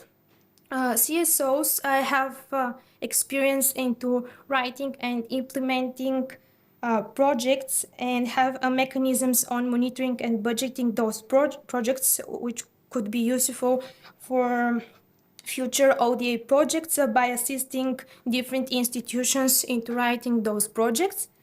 South Korea has experience with the active participation of CSOs into the development cooperation policy of the country. Korea 2015, beyond 2015 Korea is in a network of 3 CSO coalitions, which has been active since 2012. They actively work in the sphere of development cooperation by organizing different events and study sessions to teach people about the policy, but their biggest achievement is the Korea CSO's position paper, which is paper on the post-2015 development agenda. Bulgaria maintains a similar coalition of NGOs called Bulgarian Platform for International Development. This platform works on various topics related to development cooperation. The platform is enthusiastically participating in policy discussions with relevant parties and is acknowledged by the Bulgarian institution as a trustworthy partner.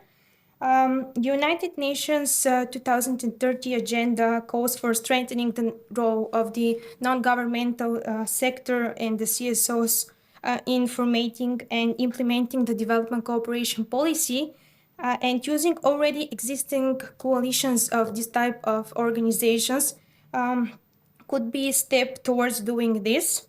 And of course, we cannot forget to mention the private sector, which has great importance for the development cooperation. Its importance is validated into development cooperation in parts because of the public-private partnerships. COICA has developed a platform for public-private partnerships called Development Alliance Korea, where governments, the private sector, civil society, and academia collaborate to reduce global poverty and inequality and contribute to the achievement of the Sustainable Development Goals. Encouraging the Bulgarian private sector in participating in the ODA via public-private partnerships throughout a similar program is a step towards involving them into the development cooperation policy, as well as developing a clear, articulated, coherent, and targeted policy towards countries receiving ODA will be another step to involve the stakeholders into this policy. With that, I'd like to conclude my presentation. Thank you for the attention. And if you have any questions, I am open to answer them. Thank you, Geri, and thank you for choosing this very important and interesting topic. As I said at the very beginning, I think it's the first time that we are going to have a publication and a fellow that is choosing the official development assistance. Thank you for bringing this to our mind that we need to change the mindset that it's not only to take, but we need to give, to provide, and it has also a lot of benefits from this mutual development. And with this, I'd like to present you the next speaker, Ms. Victoria Georgieva, who is going to tell us some more about the opportunities for internationalization of the educational system in Bulgaria. Please, Vicky.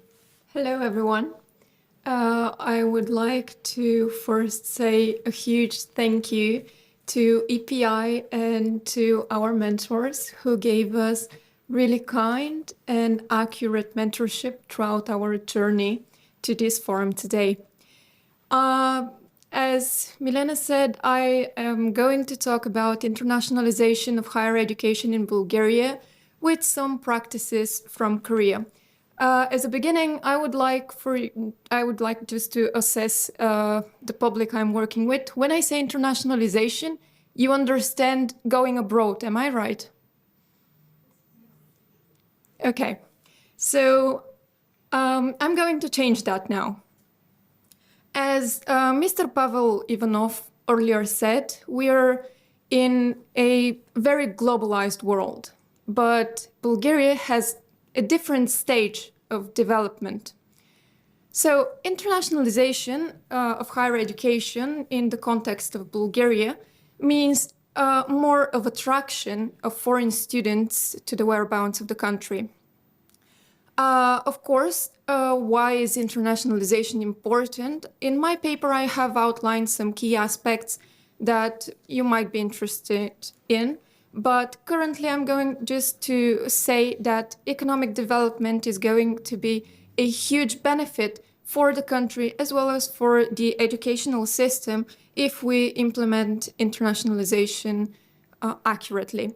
What I mean by economic development, not only the universities will get more funding, but also with international students coming to Bulgaria, we could fill some blank spaces in the work environment.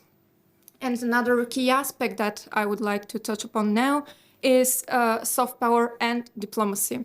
Inevitably, when a person is choosing a country to continue their development in, no matter if they go back to their country of origin or continue in another part of the world, they develop a special connection, which later on translates into diplomatic ties, positive image for the country, and some cooperations. For example, the current forum is such cooperation. So I would like to shed some light on what's the current situation in Bulgaria. Currently, Bulgaria is 63rd out of 85 countries, according to US News and World, for studying abroad. Currently, the foreign students in Bulgaria are this number. And as you can see, it's extremely insufficient. And most of them are enrolled in the field of medicine. There is also a framework that our government actually recognizes the problem with internationalization. The main law that actually organizes the higher education in Bulgaria is Higher Education Act, per which universities are autonomous, but they're still somewhat dependent from the country and the government. There is developed national program for development of Bulgaria, which touches upon a little bit on internationalization, as well as a specific strategy for development of higher education in Bulgaria. But there are still some specific challenges that the strategy does recognize, but I would like to build on and give some more recommendations for improvement and maybe further implementation. So we face the issues of reduced number of students, which is the main one, and some of the others you see on the screen are actually stemming from that. Reduced number of students is actually not only dependent on the current demographic crisis that the world is experiencing, but also from mistrust in our institutions. Also, there is time-consuming and burdensome administration, which maybe many of you have faced during your higher education. Underfunding is again related to reduced number of students. The next one is also related to the underfunding and so on and so forth. If you're curious about those challenges, I would recommend you to look at my paper. Before I continue further with the current recommendations I'm going to give, I would like to give you the scene in Korea. Korea is currently 21st out of 85 countries, from the same statistic that I found in US and News World, which places Korea at second place, just after Japan. Current foreign students in Korea for 2022 to 2023 academic year is a lot. I'm not good with numbers. If you excuse me, you can read. 10 times more than Bulgaria. Oh, yeah. More than 10 times. And there is actually an estimation that in Korea there will be a boom of international students, which is related to the Hallyu wave and the opening of the world post-COVID. So the legal framework for Korea is, again, Higher Education Act. Korean universities are more interdependent from the government, which gives them a little more opportunities for the government to, let's say, subsidize them. But the current government under President Yoon has a special accounting act from this year, actually 24th of December. They have implemented and are currently working on regional innovation system and education. And what is special for them is that the Korean Ministry of Education and the Council of for University Education, which, as you can see, is government, is actually working very actively towards internationalization with special programs and initiatives such as the Global Korea Scholarship, Brain Korea 21, Study in Korea, and globally renowned university projects. They also have linked their popularity, whether it would be on the business scene or in entertainment scene, with active promotion of international education as actually a destination for international education. They have lots of cultural exchange programs and festivals to showcase Korean culture and education. So some of my recommendations are for us in Bulgaria to link brand Bulgaria with higher education and promote ourselves as a destination for affordable European higher education destination. Maybe collaborations between our government, our institutions that are responsible for higher education, and our universities to collaborate more closely for promotional campaigns, similar to those I've mentioned previously in Korea. What is more, currently, social media is the thing for the world. We get information from there, we get fun, we get everything from social media, and we share everything there. So practical recommendation for higher education in Bulgaria is, again, in close collaboration with the responsible institution, to develop some promotional videos, to use actively social media. And here I've put web series, which is very much a trend in Korea currently. Many universities do web series for romantic comedies situated in a different kind of university. So how academic setting could be romantic. Of course, we have to establish some online platforms to grant international students access to educational resources, courses, and virtual experiences, which is a practice Korea has for several years. And such practice is the website of Institute Sejong. Actually, this platform is a worldwide platform. Everything is in English, Spanish, and Korean, of course. So it's accessible to everyone. To tackle the problem with students who have severe trust issues with our education system, Bulgaria could take some practices from Korea. Korea has benchmarking exercises and peer review mechanisms. We could implement those to tackle this issue. Here I have a recommendation which is more or less to both countries. They found common ground. I found common ground in my research in the fact that both Bulgaria and Korea have very, very big challenges with administration. The administration is burdensome, sometimes contradictory. So it would be mandatory for both countries to create a clear set of transparent and universally applicable administration criteria and procedures in order to further internationalize their higher education. Maybe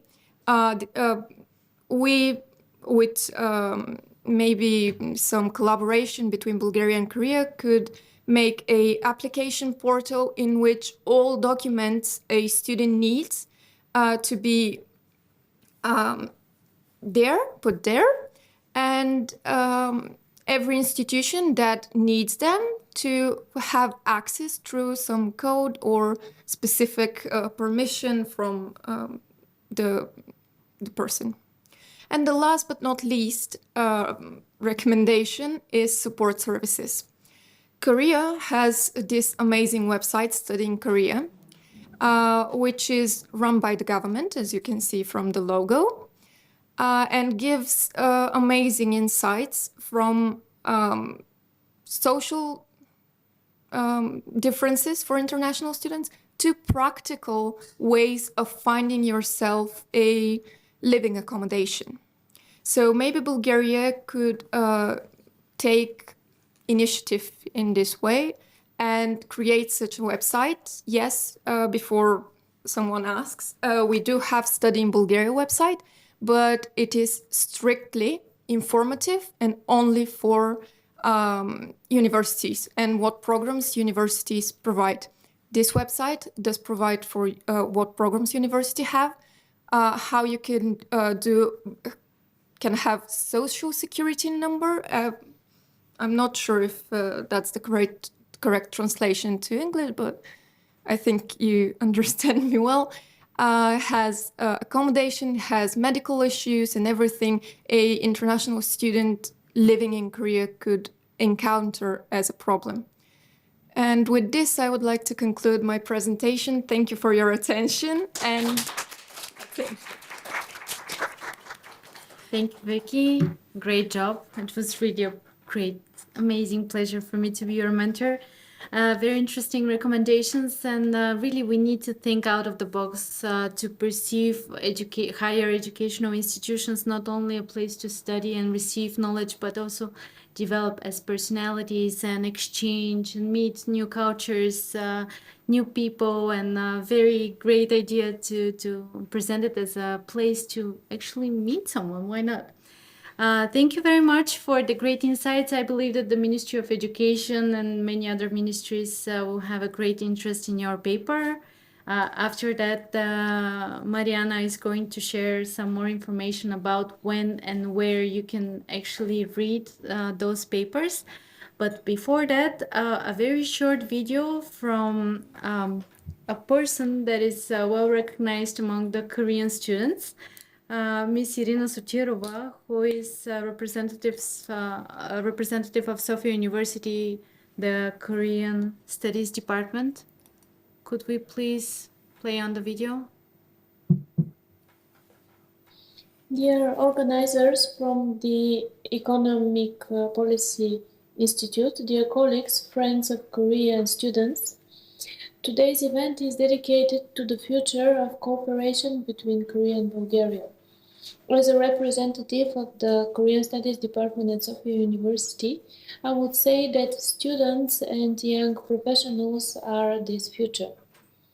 Korea in recent years has attracted many young people with its pop culture, with its fashion, with its movies, with its food.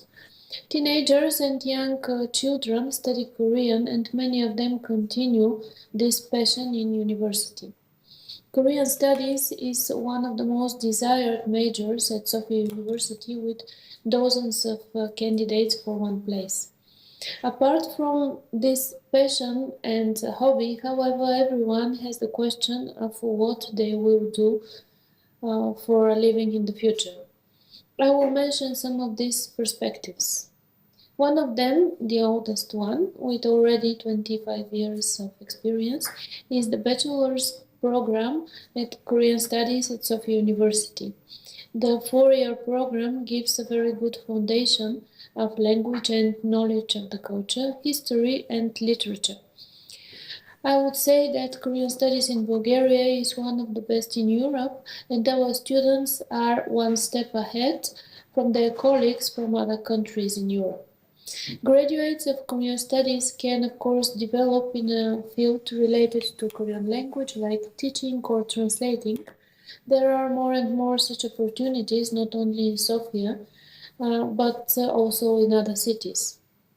The opening of new Korean language classes as well as private schools in the country is a great opportunity that would enable some of the young people to return to their hometowns and find a career there. In addition to philological work, Korean studies graduates also have unlimited opportunities for various types of master's degrees in Korea. I am happy to see in the program of today's event some members of the Korea Graduates Alumni Association. These are people who received their MA degrees in Korea in a wide range of majors and are now, I believe, doing quite well in, let's say, job market. All of them have a successful, stable, and promising career. Aside from Korean studies, what other options have those who love Korea but don't want to specialize in the major Korean studies major? Studying another major and specializing in Korea is one very good opportunity. Students who are interested in science, for example, or arts, can do master's degree in Korea under the GKS government programs. However, in order their departure to another work to be more successful, it is good for them to have some preliminary preparation. I said another word. Yes, indeed, Asia is another word. This word is good to be known before arriving at Incheon International Airport. The MA program does not require this, but Korean society requires it. Knowing at some level Korean language is the best way to understand Korea, to feel well there, and to be accepted by Korean society. Knowing a bit of the language will help to be more successful as a professional in Korea. So we are speaking of the connection between major and language. This connection is difficult to be made late in the career path. For example, if someone is already established engineer, it will be very hard for him to learn Korean yet, even if it gives him good job opportunities and perspectives. But as well as a Korean studies specialist will yet become an engineer. That's why the connection between the language and the, let's say, craft should be made at an earlier stage in the bachelor's degree. Therefore, 3 years ago, in the Faculty of Physics at Sofia University, we have started a new optional module in Korean language and culture. Students majoring in physics are able to study optional Korean for 4 years, get a quite good level, and then if they wish to do master or PhD program in Korea. Going to Korea with some knowledge of the culture and the language will be much more successful for them, and they will be much better accepted. the working relationships they will build will be much more fruitful too. And why we choose physics with Korean for now. Bulgaria has traditions in science. Korea has amazing progress and financial resources in science, but its traditions are more recent. The combination of these two complementary advantages, we believe, will give birth to a good partnership that both parties will be satisfied with. Korea has been looking for Bulgaria as a partner in natural sciences for a long time, and many programs are waiting for their candidates. The future students will be the living link that would give impetus of future joint Bulgarian-Korean startups.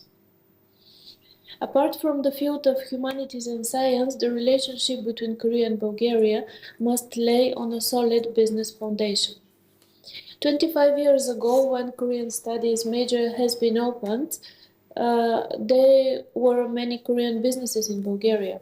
And there were also many job opportunities that everyone single Korean studies specialist had a wide choice to choose between them.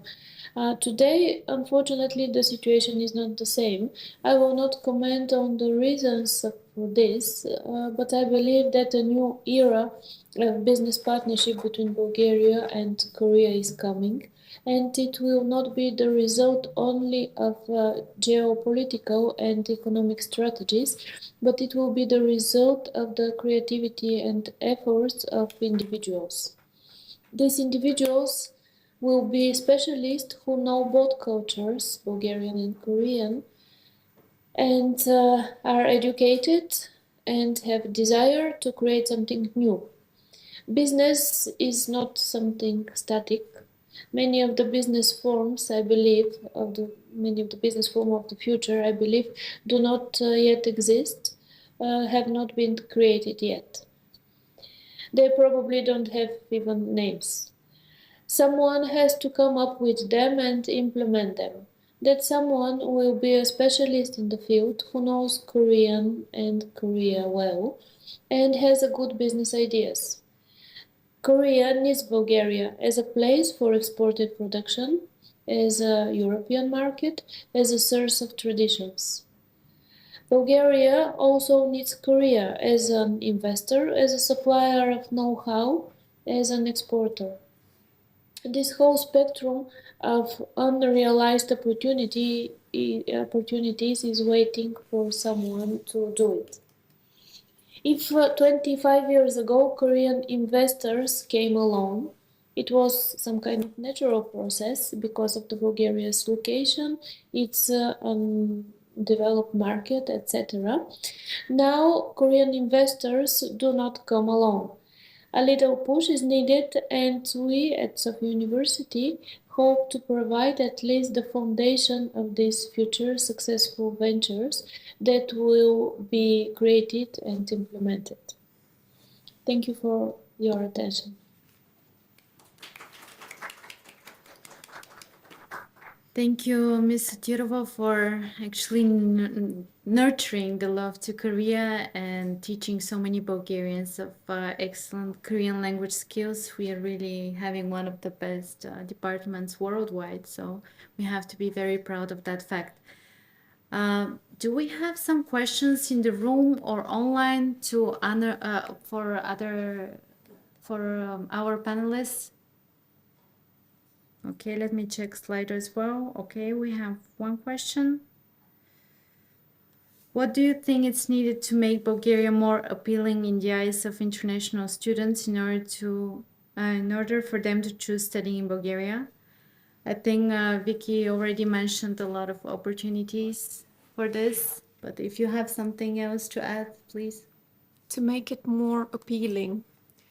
Well, currently Bulgaria is very appealing because we have affordable education, which is recognized globally due to our place in the European Union. What could make it more appealing is, as a student at Sofia University, I would say if we upkeep our base, better. If, let's say, our funding is better, which is again interconnected with student enrollment and academic staff. If the academic staff is financially incentivized to work on projects, this would actually make our education more internationally relevant. As again, I would cite Mr. Pavel Ivanov, who said the education system is the same from 25 years ago, or let's say 30 years ago. If we take steps to modernize our education system, that as well would make it more appealing. But this is actually mentioned in the strategy for development of higher education. So we are yet to see some changes in the higher education environment and scene. I hope that answers your question. Thank you. And without further ado, I would like to ask Yasin Georgiev to come to the stage and give the certificates to the other two Georgiev ladies. By coincidence, we have a common family name of the three people that are going to be on the stage. So we're about to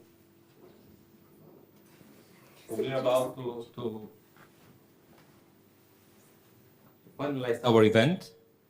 And before saying thank you to all of you, I would like also to extend the certificates to these two ladies who are now officially members of our alumni club of people who have been and will be part of the next generation Korea Fellowship Incubator in Bulgaria. This research that has been presented by both of them would be a good basis, I believe, and Mariana and also Milena as a mentor for further research, hopefully in some Korean university, but it's not obligatory, of course. We hope that it will be a good stepping stone for all of you and also for Sonia for any future professional career steps you are going to take. So all the best from EPI, and let's conclude with giving you the certificate. So let's start with Victoria. Victoria, congratulations.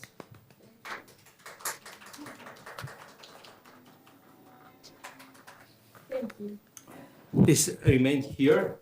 At the end, we will be making a group photo with Sonia as well. And then, last but not least, it is Gergana Georgieva. Also, congratulations. And now I would like to invite here Sonia and Mariana and Milena for a group photo with all the three ladies here. Please.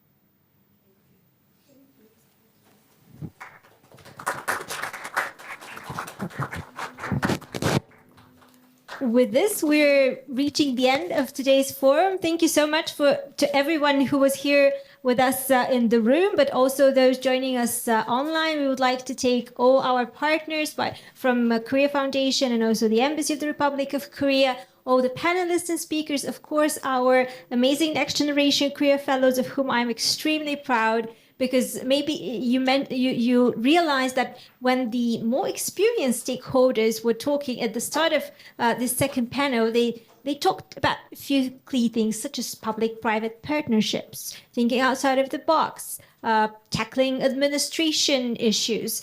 And our young fellows, with their limited experience, and of course with our guidance, but mostly through their hard work, have actually managed to come to very similar conclusions and provide very, very meaningful recommendations. I want to point out that the papers will be available at the start of next year on EPI's website, so please stay tuned for that. If you have registered, and I think most of you have, to receive further notice from EPI, you'll be informed when that happens. Of course, right after the end of the forum, please, take a look at our social media channels, because we'll be posting not only photos but also highlights from the event, and you'll be able to reminisce about this experience. We at EPI stay committed to continuing this project as much as possible, nurturing the next generation of young experts with knowledge, understanding of bilateral issues, of issues related to Korea, the Korean Peninsula, and East Asia, but also bringing together various stakeholders who could play a pivotal part in advancing this relationship, because as the title of the forum suggests, we need to look for the future. So cooperation has to be outside of the current box, fit for the future, and then we have to face all those challenges on the global arena, but we're committed to do so. And we are very grateful that many of you are here today with us, and I believe we all look in the same direction, which would allow us to channel that positive energy and achieve something greater together.